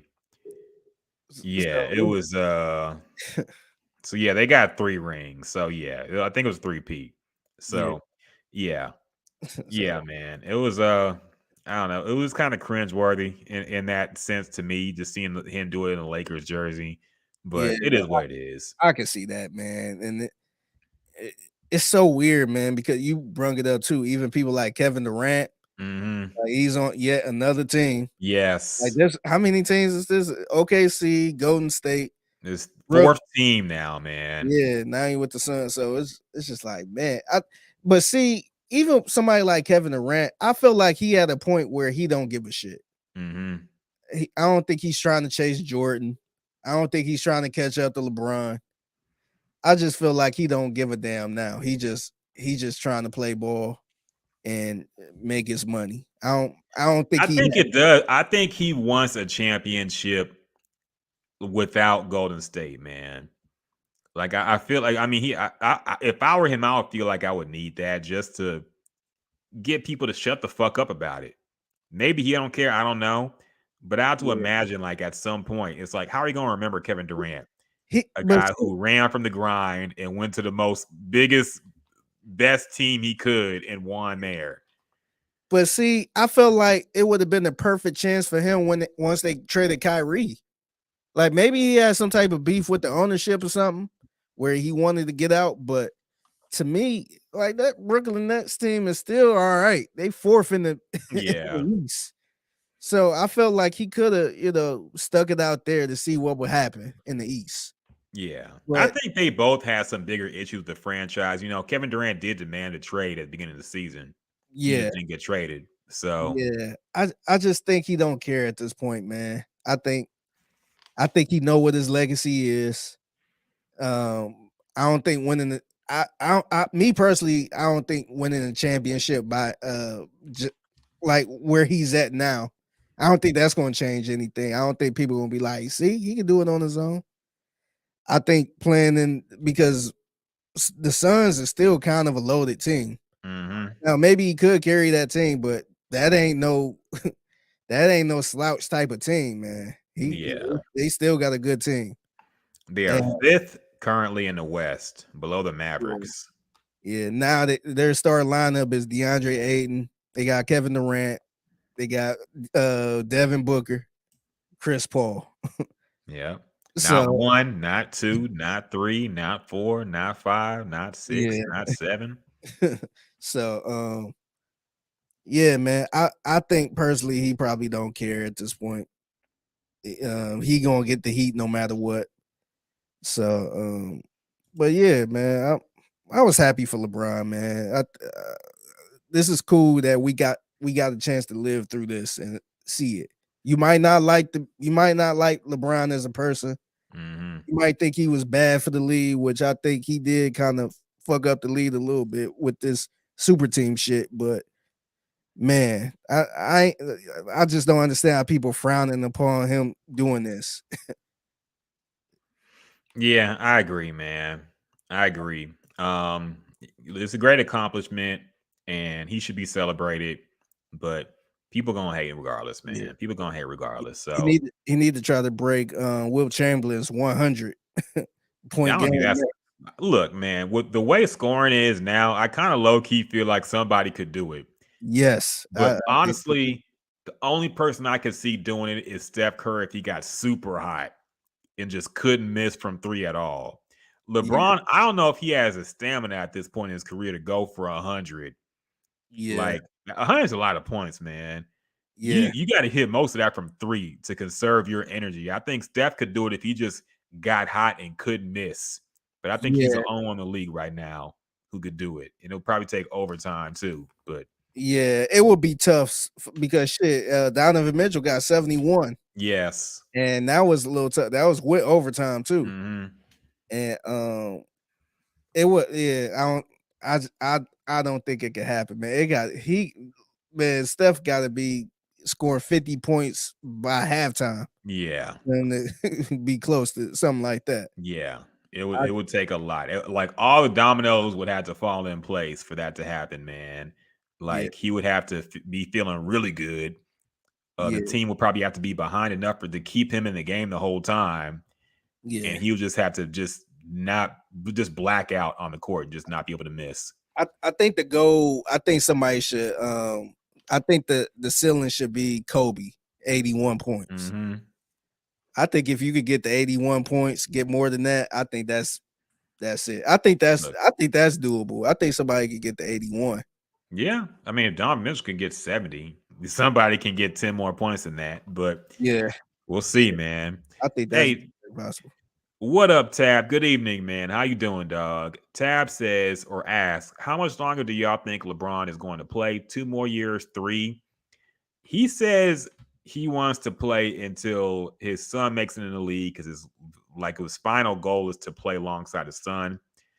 His son is what, like 18 now? He's gonna go to college or whatever. Yeah, I think this is his year where he kind of pick where he want to go. I could see LeBron playing 3 more years. I think LeBron will play until like a catastrophic injury, man.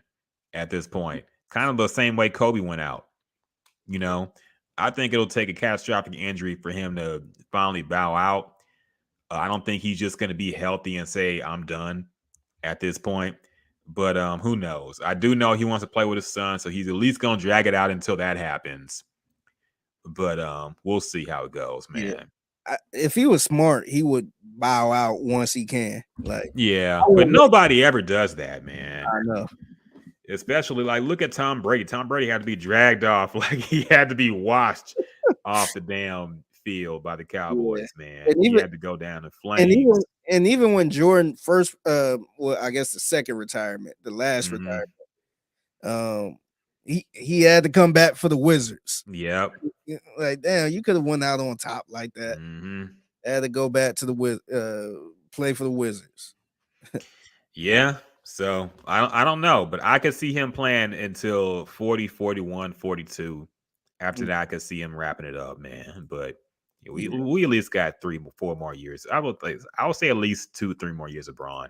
At least. Yeah. It's crazy how this dude got 36 points in 3 quarters, man. Yeah. That was great. He like, I'm about to get this. Watch. Yeah, and then he got hurt, and then he missed this game. That was I don't know if it was rest or what, but I guess he was exhausted. Yeah, but yeah, he missed this game on Thursday or Friday. I think it was Thursday. So, yep.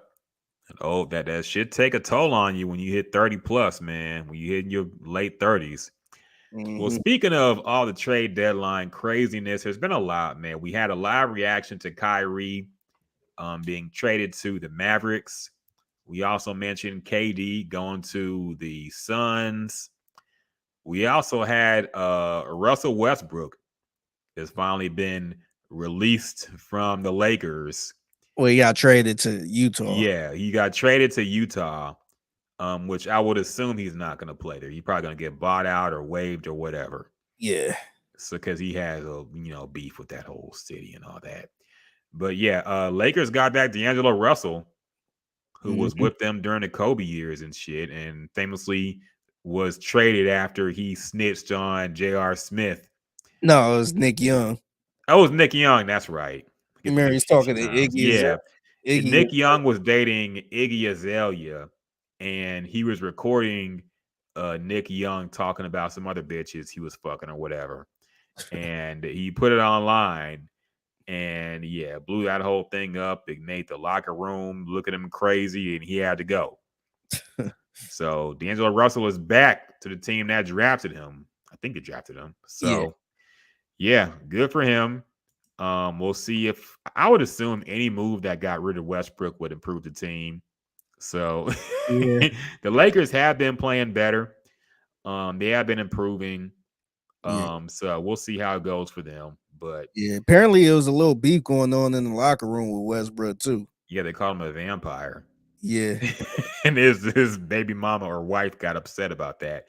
Yeah. Now I gotta explain to my child that their father is not an actual vampire.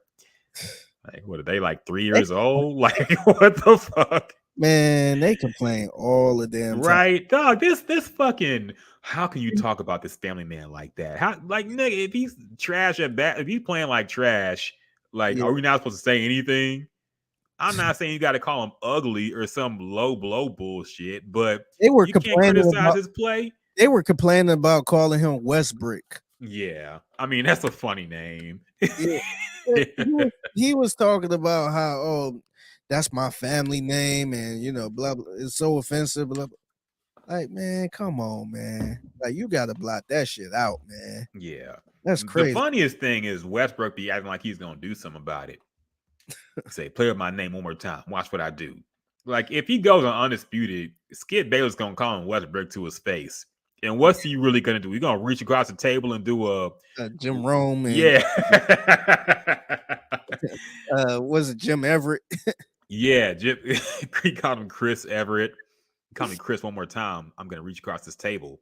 Okay, right. Chris. But Westbrook.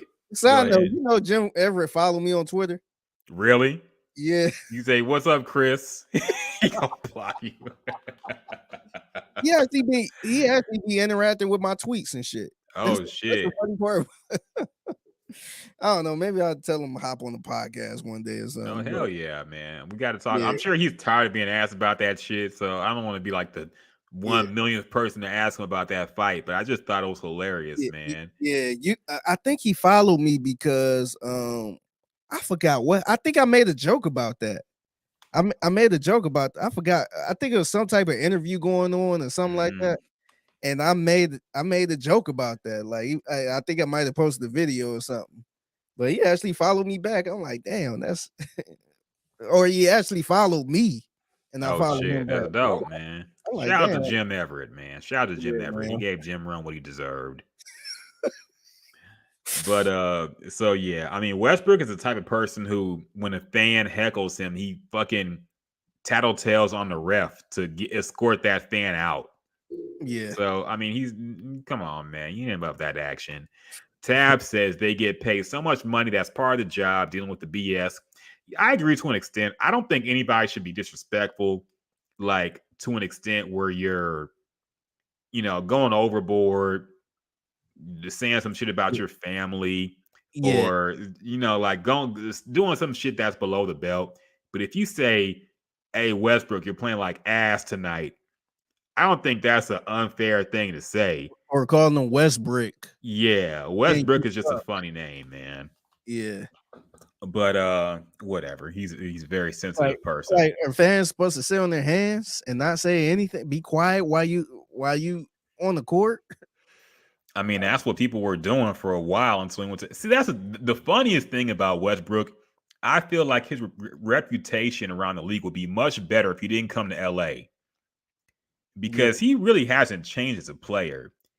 Now his shooting has gotten horrible, but he's always played like this boneheaded type of basketball, man. Just balls to the wall, 100% athletic, not making the best, smartest plays he could, but he has a lot of energy and he can jump out the gym. He play hard. Yeah, he plays hard. If you put him on a team with middle tier NBA players, he can get them to the play-in. Yeah. But if he can't play with the LeBron, he can't play with the Anthony Davis. He doesn't know how to feed them. He doesn't know how to play around them. So if he never went to LA, he would have never had that spotlight on him, man. The worst thing that happened to his career was going to LA. But well. Yeah. Other moves. Pat Beverly went to the Magic. Mike Conley went to the T-Wolves. I didn't know Mike Conley was still in the league, man. John Wall went to the Rockets again. Which was hilarious. Yes. He was just on the team trash. Yes. Now they did announce that they're going to waive him, so he's not going to play. I think Pat Beverly's going to get waived too. Yeah, but it is hilarious. Yeah, that John Wall ended up on the team he shitted on. Eric Gordon has finally been freed. Mm-hmm. He's free as a bird. Free going to his backwards. Yes. Eric Gordon has gone to the Clippers. Mikal Bridges went to the Nets. James Wiseman went to the Pistons. Gary Payton II went to the Warriors again. They should have never let him go. Yeah. And Mo Bamba went to the Lakers. So, hey, Mo Bamba, who was just in the fight with Austin Rivers. Yeah, we saying his name more than anything. Right. Sheck West got a strike while it's hot. Mo Bamba 2-time, man. Now people actually know him for basketball and not just a song. So he got to strike and make another song, man. Mm-hmm. So yeah, crazy trade deadline, man. We'll see what happens. Nothing happened with the Rockets, of course, really, besides them sending away players. So yeah, I don't know. We'll see how things go, man. Do you think we never talked about Coach Steve Silas's breakdown after that game. He like banged you want to look that up. He like banged his head on his hand on the table. He acted very upset with the Rockets loss. That wasn't much unlike any of their losses, but for some reason this was like his breaking point. He was upset with the lack of defensive effort, which has never been there. So it's like, I guess he finally had enough and he got very emotional at the post-game presser. And he was he kind of went off, for him at least. He raised his voice a little bit. He used his outdoor voice, not just his indoor voice. And it was very funny. Did you think he was putting on a little bit of an act when you saw this? I think so, man. I think so because look, I'm not mad at him for like you don't have to sit there and be aggressive and all this other stuff because a lot of people feel like he just too soft. Mm-hmm. You ain't got to sit there and go full blown. I'll try to think of somebody who get pissed off. You ain't got to go full blown pissed off at talking about a loss or nothing. Mm-hmm. But my thing is with him is like Rex Ryan, I guess, or somebody maybe. yeah, you ain't gotta like throw some shit. You ain't gotta go Danny Green. Bill O'Brien's a good example. You ain't gotta go Dennis Green. Mm-hmm. But my thing is the people that's not really giving the effort, he's keeping them on the floor. He's not doing anything. If Jalen Green ain't playing defense, sit his ass to the side and sit him for the rest of the game or some shit. Send a message like that if they ain't playing right. If you ain't gonna play defense, you're not playing. I don't care who you are. Mm-hmm. But for the simple fact, he let people like Kevin Porter Jr. play no matter what. He last year, or I think last year, 2 years ago, Christian Wood left a game, and nothing really happened. He left in the middle of a game. Him and Kevin Porter Jr. left in the middle of a game, and no consequences happened. So it's just little shit like that, man. But yeah, this is him here trying to raise his voice a little bit. They're not giving the effort on the defensive end. They're not getting after it like they're supposed to. They're not getting into their man and fighting over and helping each other. They're not doing what they're supposed to do.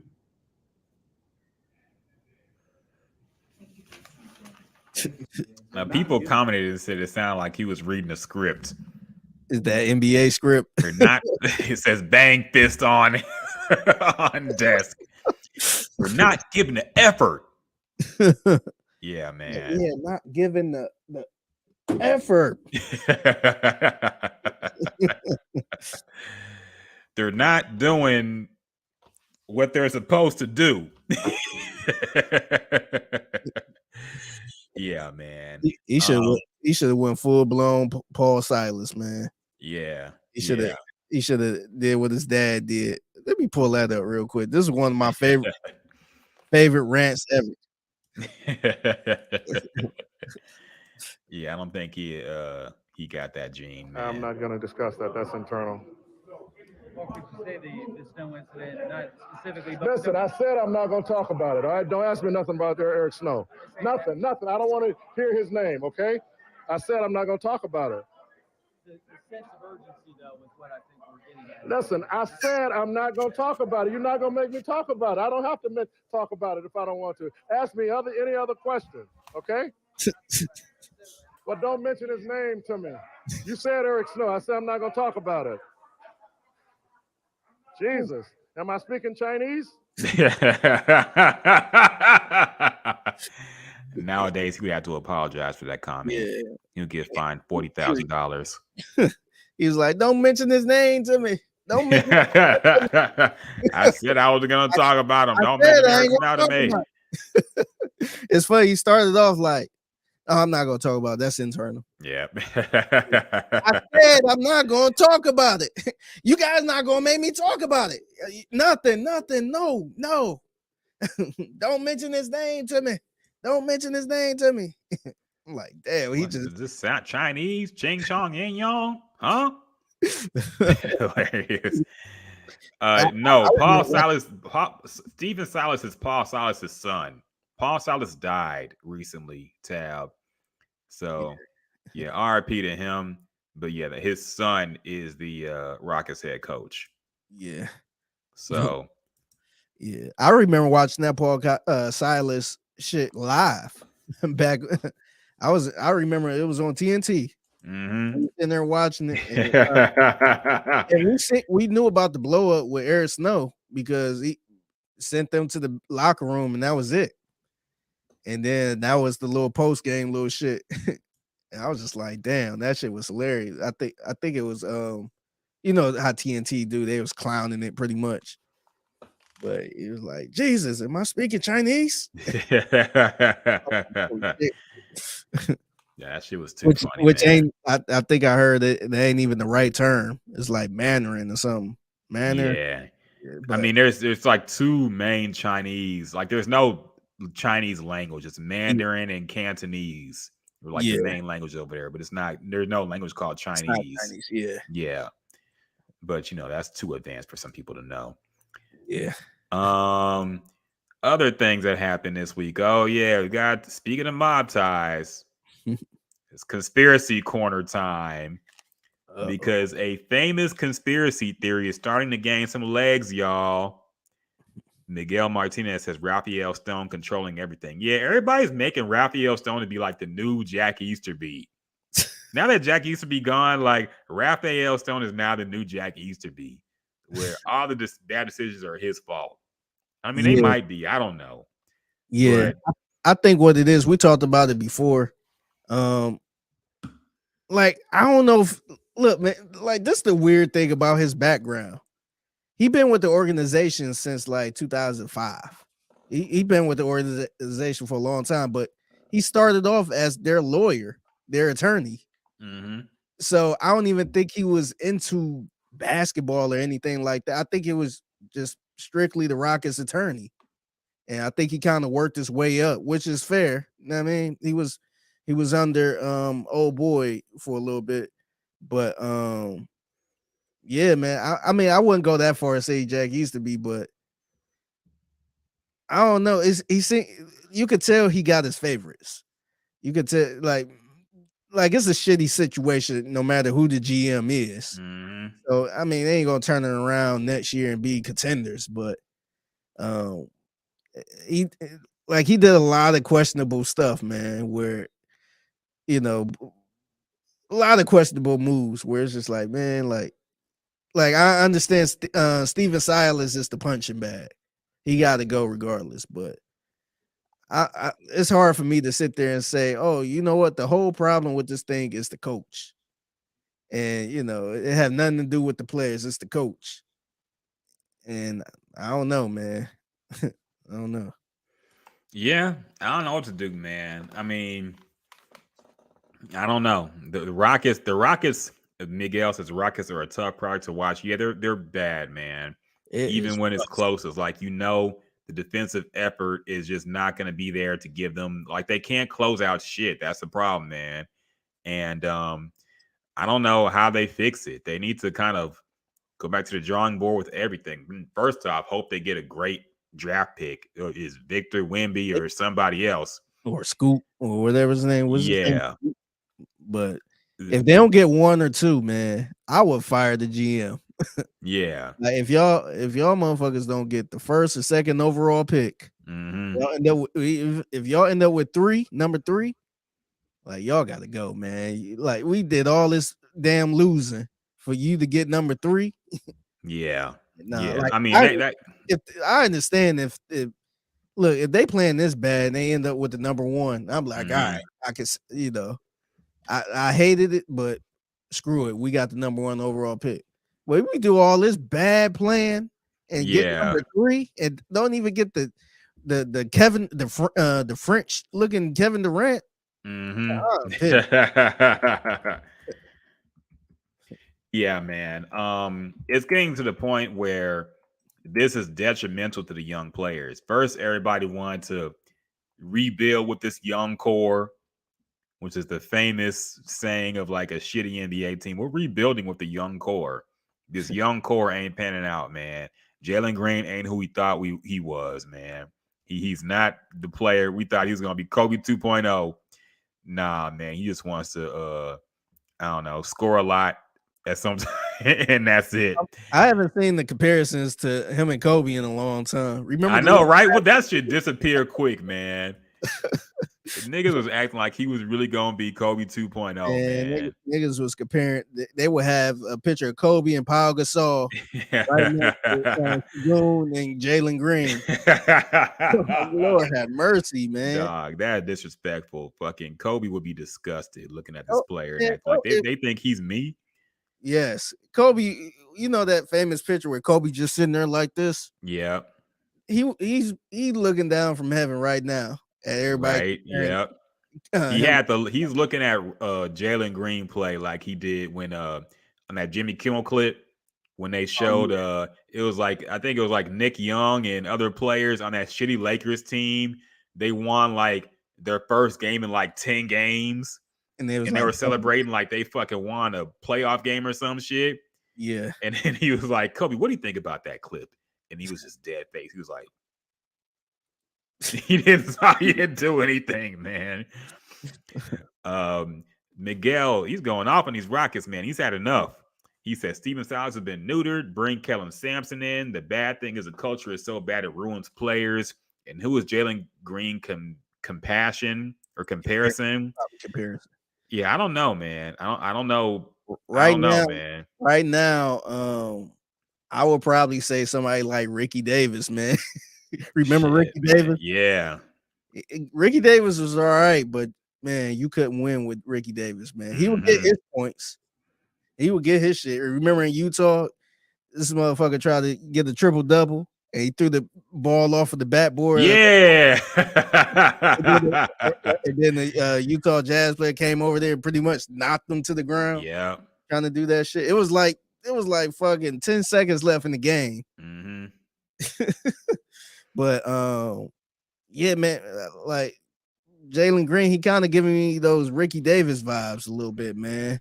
Whereas like you could kind of go, you could be respectful and you could score, you could average 20 and eventually go off for a lot. You eventually go off for 30 or 40.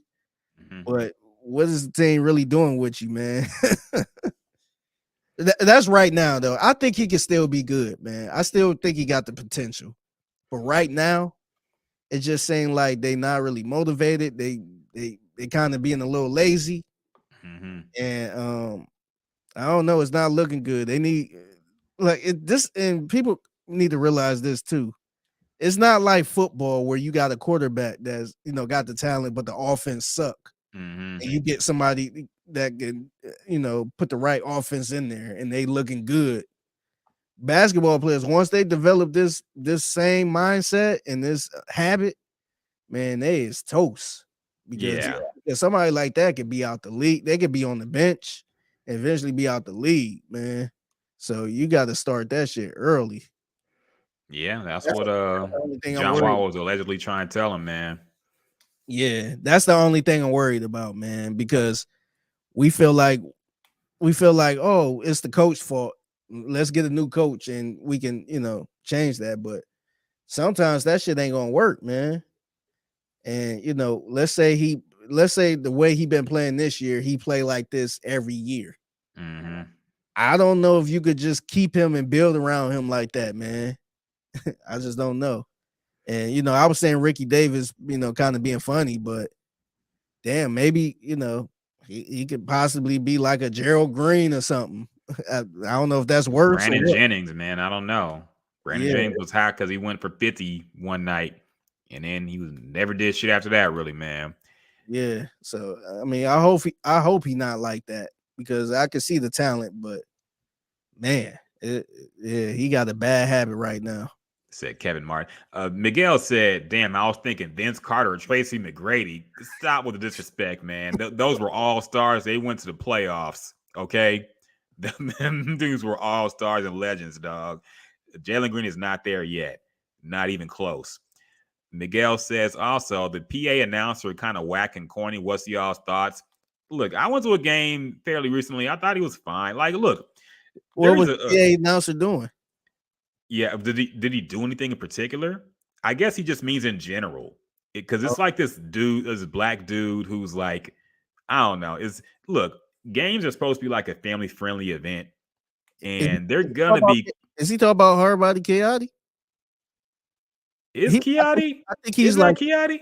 I think he's like the MC that be on the floor and be. That is. I didn't even realize that was him. That is him. Shit. Yeah. He's a redhead. Who? Yeah. I know who you're talking about, man. Okay. I know Keati was one. He must be the somebody that be reading the names off or announcing the star lineup and all that. Maybe you talk about that person.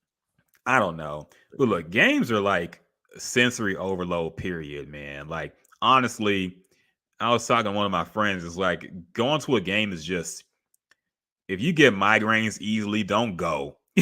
Like, fucking, it's too fucking loud. There's lights just spamming your ass all the time. It's too much going on. People dancing for no reason. Mascots all in your face and shit. There's too much going on in NBA games, man. No, have you ever been to a brunch at like a club or some type of bar and grill? Not probably the type you're talking about. Man, I went to a spot. I forgot what the spot was called. But I went to the spot. Man, I'm thinking, look, I'm dressed thinking I'm about to eat brunch. Like just eggs, bacon, maybe some chicken or something like that. Man, this spot was music was thumping. They was playing trap music, so the bass was booming. The DJ like, yeah, let's go. Yeah, I looked over. It was girls in the section twerking on the couch. Hey. Man, me and my wife was sitting there trying to eat some eggs and bacon and shit. I was just like, man, this music is too fucking loud. I was right by the speaker. I'm like, man, this was a bad idea, man. We should have went to fucking Denny's or some shit. Yeah, man. The older I get, like that club environment type shit is just not for me, dog. I guess one thing being at like a concert or something, but nah, man. All them flashing lights, loud ass music where you can't even talk to somebody and hear them. And fucking, yeah, the lights kill me at the fucking games, man. There's too much going on, dog. Yeah.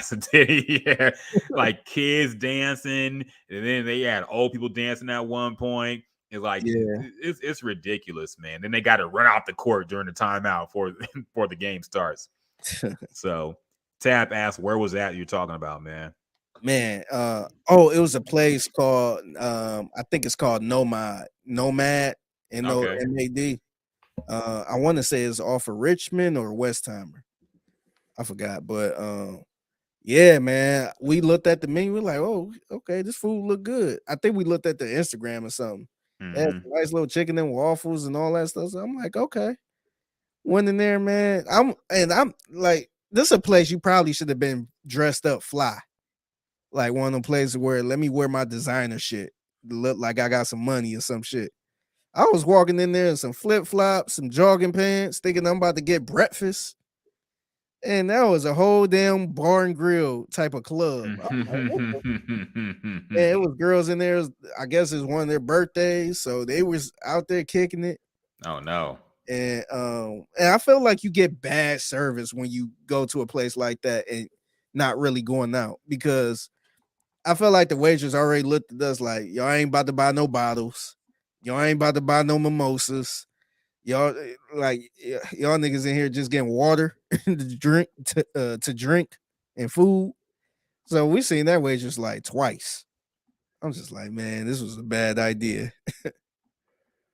Yeah, man, that sounds like too much going on, dog. Especially on a fucking brunch. Yeah, like you just leave there and just have a regular day afterwards. Yeah, I'm now. Right? Yeah, but this was on a Saturday, I want to say too. So yeah, that's too much going on, man. That's too much going on. I know we getting way off. But side note, I went to another place one time, and this was like 2:00 in the afternoon, and these motherfuckers was still on a brunch menu. It was like a limited brunch menu. I'm like, man. So it was like the only thing you could probably guess what was on the damn menu. You had the lamb chops, you had chicken and waffles, you had shrimp and grits, and all that shit was like $30 plus.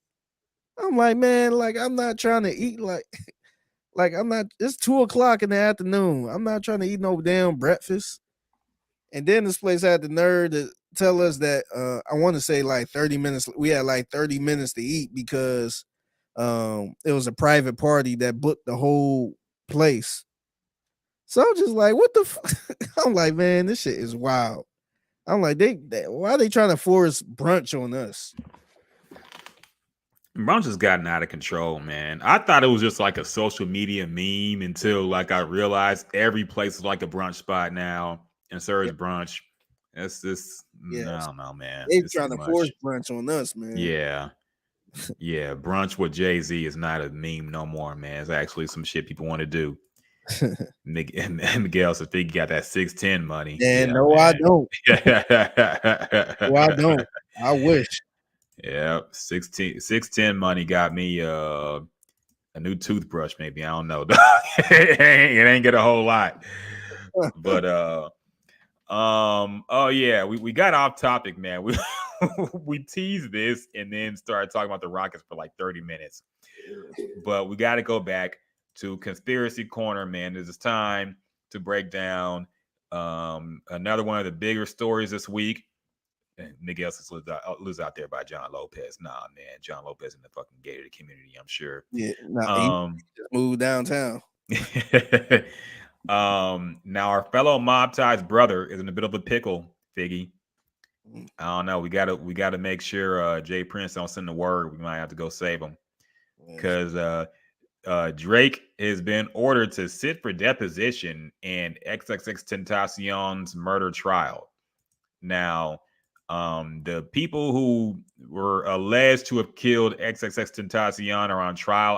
I didn't know why this took so long to start. He died like what, 4 years ago? Yeah, it was a long 2018. time. Yeah, 5. Like it's been a minute, man. And they're just now getting the trial underway. And yeah, apparently, Drake has been involved. They're asking him to either appear. The judge ordered him to either appear in court or sit for a deposition. Deposition. So, yeah, I was looking to see like if the defense was actually saying like their client had an affiliation with Drake, and I couldn't find that. So I'm not exactly sure why he's being summoned, what the defense attorney said of one of these men, but this has been a long conspiracy theory said by fans. You know, of course, Drake and XXX had this beef going on a while back.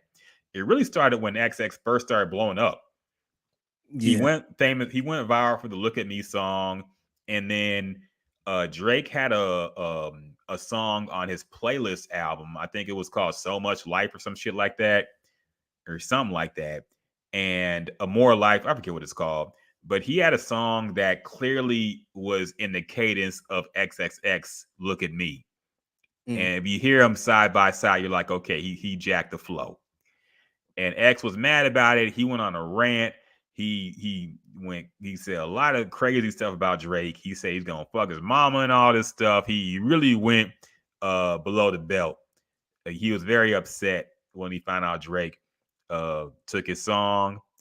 And Drake never really publicly responded to it. I think he had an interview with Apple, and he mentioned that, you know, he knew who X was, but he denied stealing the flow or anything, and he just like kind of blew it off. But yeah, X kind of continued to go at Drake for a while. He kept dissing him. He kept making posts. He also said in a tweet, he said, "If I'm ever killed, Drake did it." Just know that. And then he later deleted it and said he was hacked. But so yeah, that all that happened, and then of course XXX was killed, and then on the Scorpion album, there were some lines that people thought were subliminal messages towards XXXTentacion's death, and especially the track "Mob Ties," where Drake is basically rapping about putting a hit on somebody because it was talking shit. Yeah. And I think he had a line about, "I know niggas that'll do it for a Louis bag." And I think XXX had a Louis bag on him with a bunch of money, $50,000 in cash he was going to buy a motorcycle with, and he got robbed for it. Yeah. So the conspiracy theories are churning, man. Yeah. Drake is being ordered to appear in court for this shit now. Drake. Figgy, what are your thoughts? Do you think Drake might have had something to do with the death of XXXTentacion? I don't think so, man. I'm gonna be fair. I don't think he did, but man, look, man, this is a good conspiracy, man, because I was shocked this shit was still going on, man. I thought this was a case closed and all that shit, man. I was honestly shocked that it got this far, because I seen some of the I think it was the lawyer or somebody saying they was naming all these rappers that, or media people that that could be responsible for I guess it was more of who had beef with XXX, and they kind of put them all on a paper, pretty much saying these could be some guys we talked to or got an interview or something over the killing. I think one of them was Joe Budden, because I guess he had some type of beef with him at one point. But the Drake thing is kind of dragging out now, man, where I'm like, holy shit, this might be something. If it's getting this serious. But at first I thought it might have been like the lawyer or the prosecutor or something, just trying to grasping for straws or something like that. But this might seem like it's a real thing. So I don't know, man. To me, I don't think it was that. I just don't think it was that big of a beef for Drake to put a hit out on somebody like that. Me personally, I don't think. If anything, I would have figured he would have did that to Pusha T or some shit. But I felt like I didn't think Drake was that serious about that little beef right there, or if it was a beef. And so that's the only reason I'm kind of giving him the benefit of the doubt, because he seemed like a smarter guy than that. But man, this is I don't want to call it bad luck to him or what, but this shit dragging out longer than I thought, man. And I didn't think Drake was gonna be this deep into it, man, because I saw the little articles and stories before, and I didn't even want to bring it up on the podcast at the time because I thought it was kind of bullshit. But now I feel like we're gonna have to keep an eye on this a little bit, see what happened. Yeah, I mean, like, number one, I don't think Drake would literally tell somebody to go kill somebody. Think about how smart he's been in his career moves and how focused he is. Like, there's no way he would actually put a hit out on somebody himself and have his name attached to anything like that. Over that. Yeah. Like that wasn't that big of a deal, man. So, exactly. Yeah. But that being said, like, this is kind of what he gets for this fucking mob boss persona he's been putting on, man. Like, when some real shit happens and you've been talking crazy in your music, I mean, this is kind of what people are gonna these are the conclusions people draw. And maybe he wanted that conclusion to be drawn. Maybe he kind of wanted the clout of people believing that he might have had something to do with it. But come on, man. Like, there's no way. There's no evidence. I looked up, and apparently it's just the defense attorney floating the idea that it could happen, but there's no proof. I don't think the client even gave any kind of statement that Drake was involved at all. I mean, the XXX was walking around with $50,000 in the bag. Yeah. He went to a bank, withdrew $50,000, and then went to a motorcycle shop to buy a motorcycle. I mean, that's gonna make you a target anywhere, man. Walking around in the bag when people know you a rapper and people know you took out a bunch of money and got in the bag. And he had no security around him. He had nobody. I think his uncle might have been around, but that's it, man. So, I mean, it would be one thing if he was like randomly killed and found in a ditch. But the fact is, it was a robbery attempt that went wrong because he was fighting back and he got shot because of it. So, kind of open and shut, man. There's no conspiracy here, I don't think. Yeah. Miguel says, I can't see Certified Lover doing that. Tab says, Drake did not have anything to do with it. It is pure coincidence. Yeah, I agree, man. Like, there's no way he has something to do with this bullshit. Yep. And and it's crazy because I really don't know what happened. I think the defense attorney is just trying to throw anything out there. But this is the problem, and we gotta get in this whole discussion, but this is the problem I had with like lyrics and using the lyrics in court. I don't know if they doing that, but that's the scary part about it, man. What if they was looking into his lyrics and trying to piece shit together? It's like, what the fuck? That shit would be wild if he have to I don't think it's gonna get that far, but how crazy would it be if Drake have to go to court and defend himself over some shit that X said and some lyrics that he rapped about, and them trying to piece some bullshit together that ain't even connected?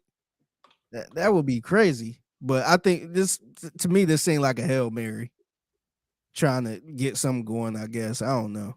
Yeah, maybe the judge just wants some fame. He wants this to be a even more high profile case. He's like, yeah, bring Drake. Tell him you got to come here or else. So yeah, we'll see. They're gonna make him drag his ass to Florida. So we'll see how it goes, man. But as Drake said before, his depositions never surfaced. So I'll be surprised if this one does too, but who knows? And last but not least, there is a new top 100 rappers of all time list published by Billboard and Vibe magazine. Of course, we are not going to read all 100 because who gives a shit? But we can do the top 20. How about that? All right. Well, DMX is 21, just in case you wonder about him. He's 21. 20, Big Daddy Kane. 19, Missy Elliott. 18, Ice Cube. He was mad about that. 17, 50 Cent. 16, Scarface. 15, J. Cole. J. Cole better than Scarface. Get the fuck out of here. Scarface top 10. Was that? I said Scarface should be in everybody top 10. He should be, man. He should be. This is disrespectful. But, it's Billboard. Who cares? 15, J. Cole. Jasmine Somewhere Happy. 14, LL Cool J. 13, Rakim. 12, Andre 3000. 11, Kanye West. Surprising that he maybe that knocked him out the top 10 as the anti-Semitic comments, but he's still in the top 20, top 15 even. Yeah. Number 10, Nicki Minaj. Okay. Yeah. Number 9, Snoop Dogg. Number 8, Drake. Number 7, Lil Wayne. Number 6, Notorious B.I.G. Number 5, Eminem. Number 4, Tupac. Number 3, Nas. Number 2, Kendrick Lamar. And number 1, the one and only H.O.V.A. Got his mojo back, baby. O-Behave. Jay-Z is the number 1 rapper of all time, according to Billboard and Vibe magazine. Yeah. Figgy, do you have a problem with these selections, and which ones do you think are controversial? Man, you damn right. I got a problem with this. First of all, I think the most asinine thing about this list right now is Kendrick Lamar number 2. Yes, that is crazy, man. Look, man, I could easily have a problem with Nicki Minaj being number 10. Mm-hmm. I could have a problem having Drake in the top 10. Which, that'd be me kind of nitpicking a little bit, being the old man on the porch. But damn, Kendrick Lamar, the second best rapper of all time. I don't even know. Look, man, and I like Kendrick Lamar. I don't know if he's even the top 20. I don't even know if I put him in the top 20 right now. I respect what he did in his career and all that stuff. But man, let's look at the top 20 again, man. Who is number 20? Go. Big Daddy Kane was number 20. Is he better than Kendrick? I will probably. I don't know. I guess. I would say Kendrick. I mean, Big Daddy Kane was in the early days of rap. Yeah, that's evolved a lot since then. Yeah, that's like comparing, I guess, Bob Cousy to Kyrie Irving, I guess. I don't know. So I get Kendrick the edge on that one. Is Kendrick better than Missy Elliott? I feel like they two different type of artists too. Like rap, if you want to compare bars, of course Kendrick got it. but I don't know, man. I would get an edge to Kendrick on that one. Okay. Is he better than Ice Cube? Me, That's me honestly personally, Ice Cube a little too low for me, man. really, Ice Cube should be higher. This is yeah, one of those cases where, like, if Ice Cube died 10 years ago, he'd be in everybody's top yeah, 10. But yeah, now he's alive, it kind of hurts him yeah, overall. yeah. I don't think he's better than Ice Cube. I wouldn't put him over Ice Cube. Is he better than 50 Cent? Uh, I would say so. yeah. I'm trying to think because lyrically he's isn't he's better than 50 Cent, obviously. But I feel like 50 Cent run wasn't like a long, crazy run. I feel like he had like a good 2 albums and Hmm. just went nuts with the numbers. But I think that was pretty much it, man. I felt like he ain't have like a Kendrick type of run. I feel like Kendrick had a long, genuine 10-year run, if that makes sense. Yep. So I would I would say Kendrick. Yeah. I don't think either of us is going to put Kendrick above Scarface. Sorry. No. Scarface is better. Is Kendrick better than J. Cole? It kind of came around the same time. Yeah. Look, as much shit as I give J. Cole, I have to admit, rap wise, as in like lyrically, J. Cole is better. Mm. Now, if you could talk about who makes the more experimental albums, who's like pushing boundaries, and that's Kendrick. Kendrick's more artistic with his music, but J. Cole's a better rapper. I can admit that much. Yeah. Who else? Is he better than LL Cool J? To me, like I said, this kind of getting into that, because Old school, yeah.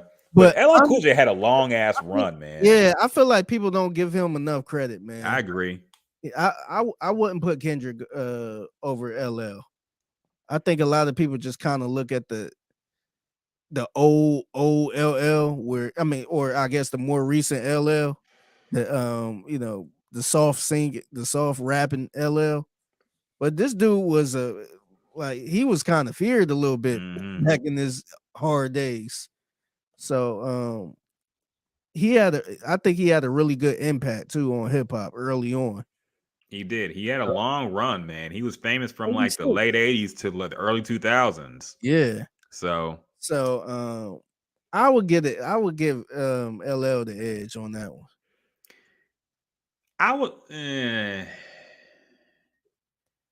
I don't know. I think Kendrick rap has more substance in his raps than LL did, but LL just made music I like more. I don't know, Yeah. man. Like the greatest hits of LL Cool J will sound better to me than the greatest hits of Kendrick Lamar. And I Yeah. like Kendrick, Yeah. but I mean, we kind of getting into that, Bob Cousy or yeah.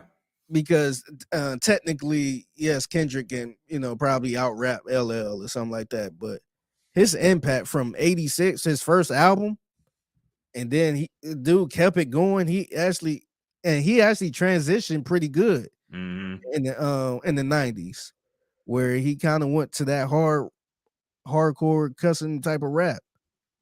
And I don't know if Kendrick had that type of thing. Because Yeah. Kendrick was more of I always looked at him as more of a backpacker type of rap. Like he wasn't a hard street nigga. He was more of a, I don't know. I can't explain it, but I gotta give the edge to LL. Yeah, I'm probably the same. Miguel says UGK don't get no play, but then Tab says UGK would be in the best group category. Yeah, I agree. I don't think you put Bun B or Pimp C in best rapper individually, but best group, they're definitely there. Yeah. Kendrick doesn't have a in the club song. Yeah, I mean he don't have a hit as big as In the Club. Yeah, but I wouldn't say 50 Cent better. Like that's getting the popularity basically, man. Like 50 Cent sold a lot of records, but I can't say he's a great rapper. Like he's good for what he does. He has some good songs, but I can't put Miguel. Nobody said we don't like UGK. We love UGK over here. Yeah. I'm a UGK It's a fan. I'm a UGK UGK stan. Yeah. But I'm saying as individual rappers, neither Yeah. Bun B or Pimp C would be in like a top 10 with Scarface or Nas or anybody like that, man. Let's be real. But they're great rappers and one of the greatest groups ever. T.I., man, stop. Hey, Miguel. I don't know how Yeah, long chill you've the been fuck listening. out, man. Yeah, I don't know how long you've been listening to the podcast, but Ryan Rock, he might be the biggest T.I. hater ever, man. He do Where is not like T.I.? Now I T.I. gotta look T.I. on this damn list, man. Yeah, he do Where is not like T.I.? T.I., man. Where is T.I.? I gotta find him now, He got man. like an epic T.I. rant. He had a couple years ago. T.I. is number 32 on Oh, the top damn. 100 rappers. He's above Busta Rhymes. That's crazy, man.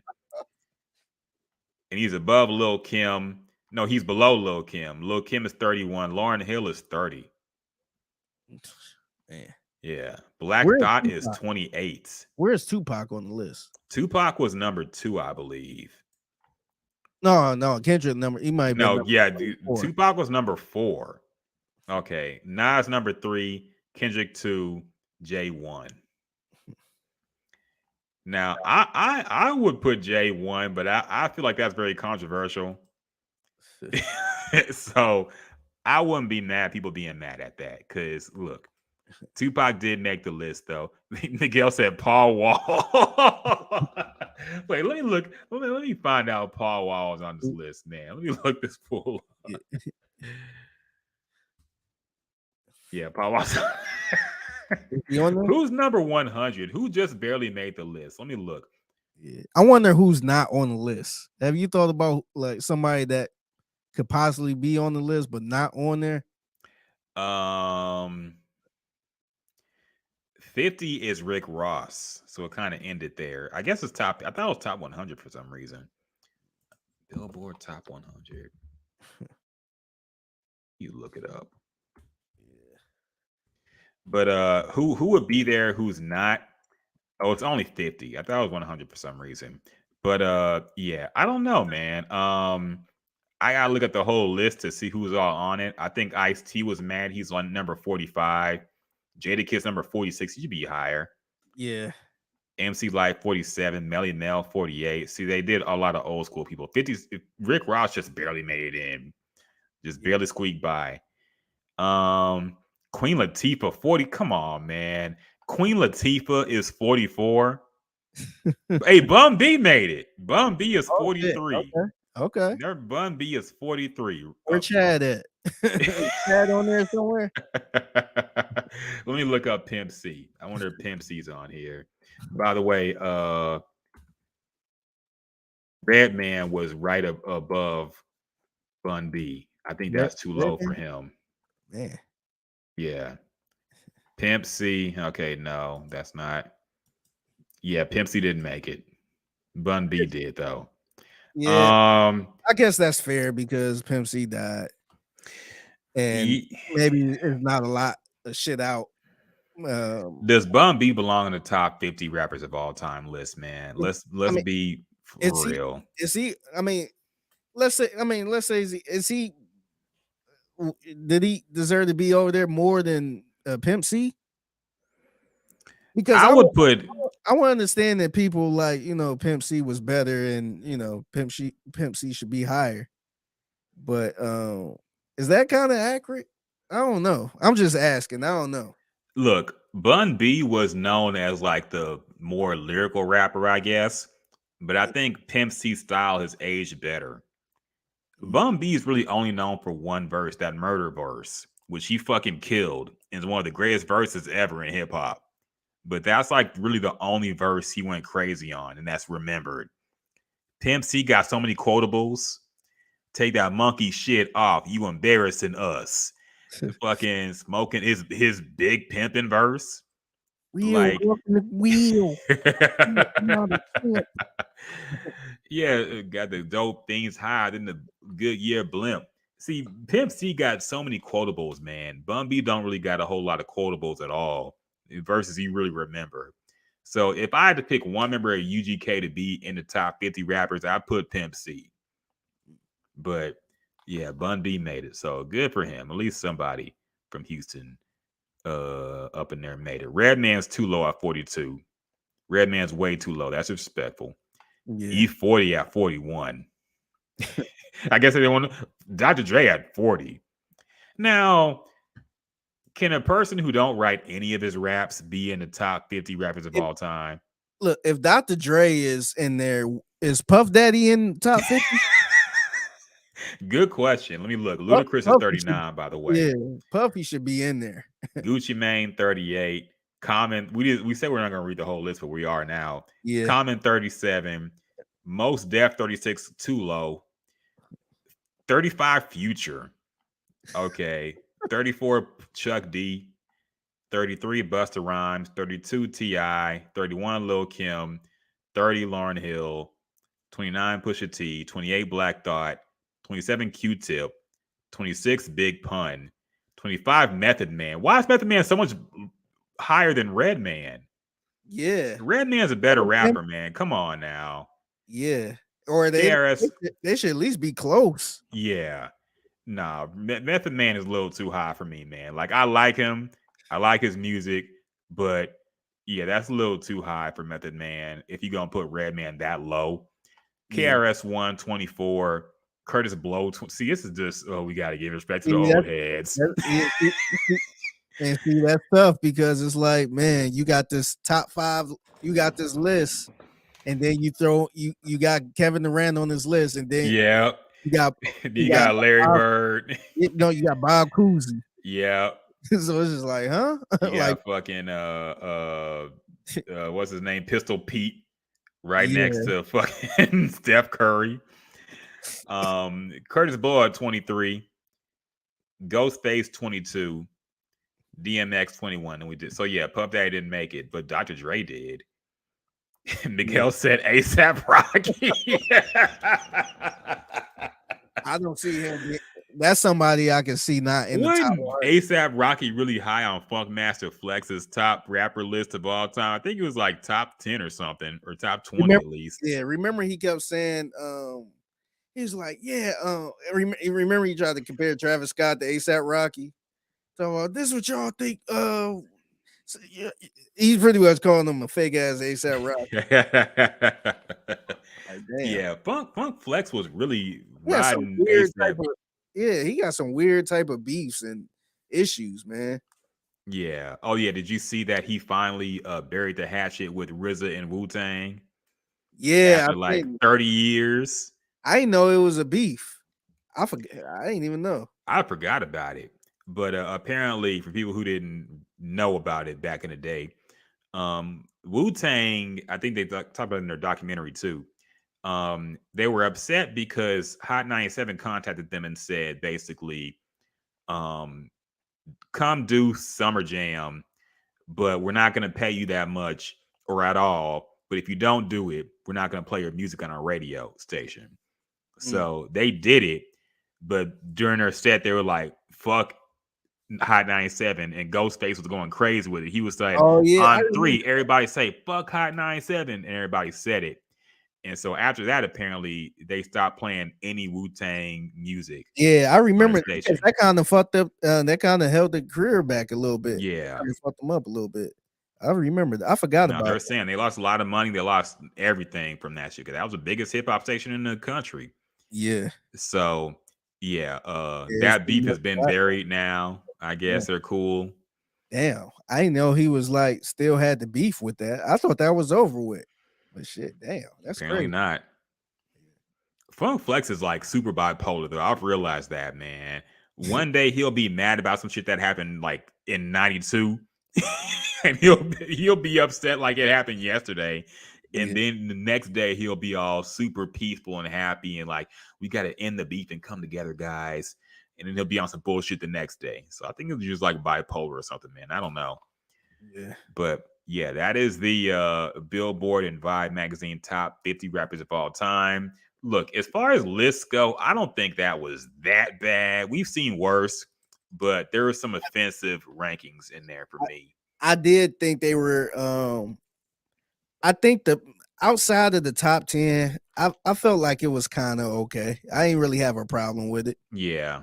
So the one thing I do respect is some of the people, they feel like, I think what we do, what a lot of older people do, is look at people like Curtis Blow and be like, oh no, he started it, so he should be there. Or KRS-One, he need to be in the top 10 just off of them being the first ones or early on. And it's just like, man, don't work like that, man. Like all due respect, you could do that with your list, but I kind of respect them putting like a Rakim at like, I forgot where Rakim was at, but I want to say he was like was 30 or something. I forget. Let me look him yeah, up. like I get it when if they do stuff like that, if they put, Rakim was 13. That's 13. right. Yeah. I respect that. That's kind of like, all right, that's a little more realistic, a little bit. The big issue I had with it was Kendrick being number 2. Was Eminem on this list at all? Yeah, he was number 3. He's number 5. 5. Okay. Yeah. Yeah, but yeah, that's the only thing I respect about. The Kendrick number 2 just irks me, man. Like, Yeah. he's the Yeah. second That best seems rapper of hype all time. beastie. Yeah. To me, I think no matter what nobody say, I think Biggie, Tupac should be 1 or 2, either or. I think Jay-Z really have I think it's fair if somebody put Jay-Z number 1. If people feel like Jay-Z number 1, I wouldn't argue it. But I think 1, 2 should be Tupac or Tupac or Biggie. Like, I feel like that should be just right there at that point, and we just argue the rest. Ain't no point to keep arguing Tupac or Jay-Z or Biggie. Yeah. Yeah. Yeah. I think sometimes they just do. I don't know if that was like something to generate clicks and discussion and debate, or they really believed it. Miguel said Machine Gun Kelly didn't make it after he destroyed him. Yeah, MGK is not on there. He might be on the top Eminem killer 50. He might be on the top 50 rock stars, man. I don't know. All right, did you see MGK at the Rock Nation brunch? I didn't. He looked like Ellen DeGeneres now, man. Like, what is going on with this dude, dog? Every time I see him, he's like more feminine. And just looks crazy now, dog. He's gonna be at the rodeo soon, man. Yeah, you gonna see him? Yeah, I'm gonna go see him. I'm gonna try to go see him. Okay, I'm trying to get him on the podcast. That'd be dope. Got to cut this part out. Make sure you don't see that. But yeah, man. Yeah. So that is the Billboard Top 50 rapper list. So check it out if you want. They have explanations for, I guess, why they pick people, but whatever, if you care about that. Yeah. Anything else happened this week, man? I think that might about wrap it up. It's been a long podcast, but an exciting one, full of action-packed goodness. Yeah. We go ahead and wrap it up, man. It's getting late, dog. Yeah. Shout out to everybody on the stream who watched us tonight. We also had a great interview with John Harris, Texan sideline reporter. And yeah, we're gonna put that up. It's already on YouTube. Probably put the podcast up in the audio form later on. Yeah. But make your Super Bowl pick. So that episode it's gonna drop on YouTube on Sunday. Okay. So Sunday at noon. I said it's on Sunday at noon. Right, so for the game, enough time. Yeah. So apparently we wasn't rolling on YouTube. We were rolling on Twitter, Facebook. So if you on our Facebook or Twitter, you can see, or Twitch, I guess you can see the interview, but it will officially be on YouTube Sunday at noon. Yeah, make sure you check it out. He broke down a lot of stuff. We asked him the hard-hitting questions. We asked him about his draft picks as well. Yeah, we did. Yeah, we talked about the Texans already, Miguel. We got a long interview with John Harris talking about his draft picks, talking about the past, talking about D'Amico Ryans, Cliff Kingsbury rumors, how he reacted when he heard about the Deshaun Watson trade. A lot of stuff he ain't heard from him, man. So make sure you check it out. Appreciate you joining us, man. Appreciate you, Miguel. Appreciate you, Tab, as always. Subscribe to the podcast. Subscribe to the YouTube channel so you don't miss nothing. Yeah, subscribe to us, man. We be dropping at some random times on Friday, but we always be up here just kicking it back. Appreciate y'all kicking it with us, man. We love y'all. And we probably gonna be back again next week. Figgy, make your Super Bowl pick right now. Oh yeah, shout out to Drunk as well, and Terrell Carter and Ernesto. Appreciate y'all joining as well. Figgy, Super Bowl pick, man. Who you got? Eagles. I'm going Eagles. Okay, me too. I ain't seen nobody pick the Chiefs yet. I guess online they do, but nobody around me. Now outside the Chiefs, yeah. Tab got the Chiefs, but he's biased. So, all right, y'all. Appreciate y'all. And until next time, man. Peace.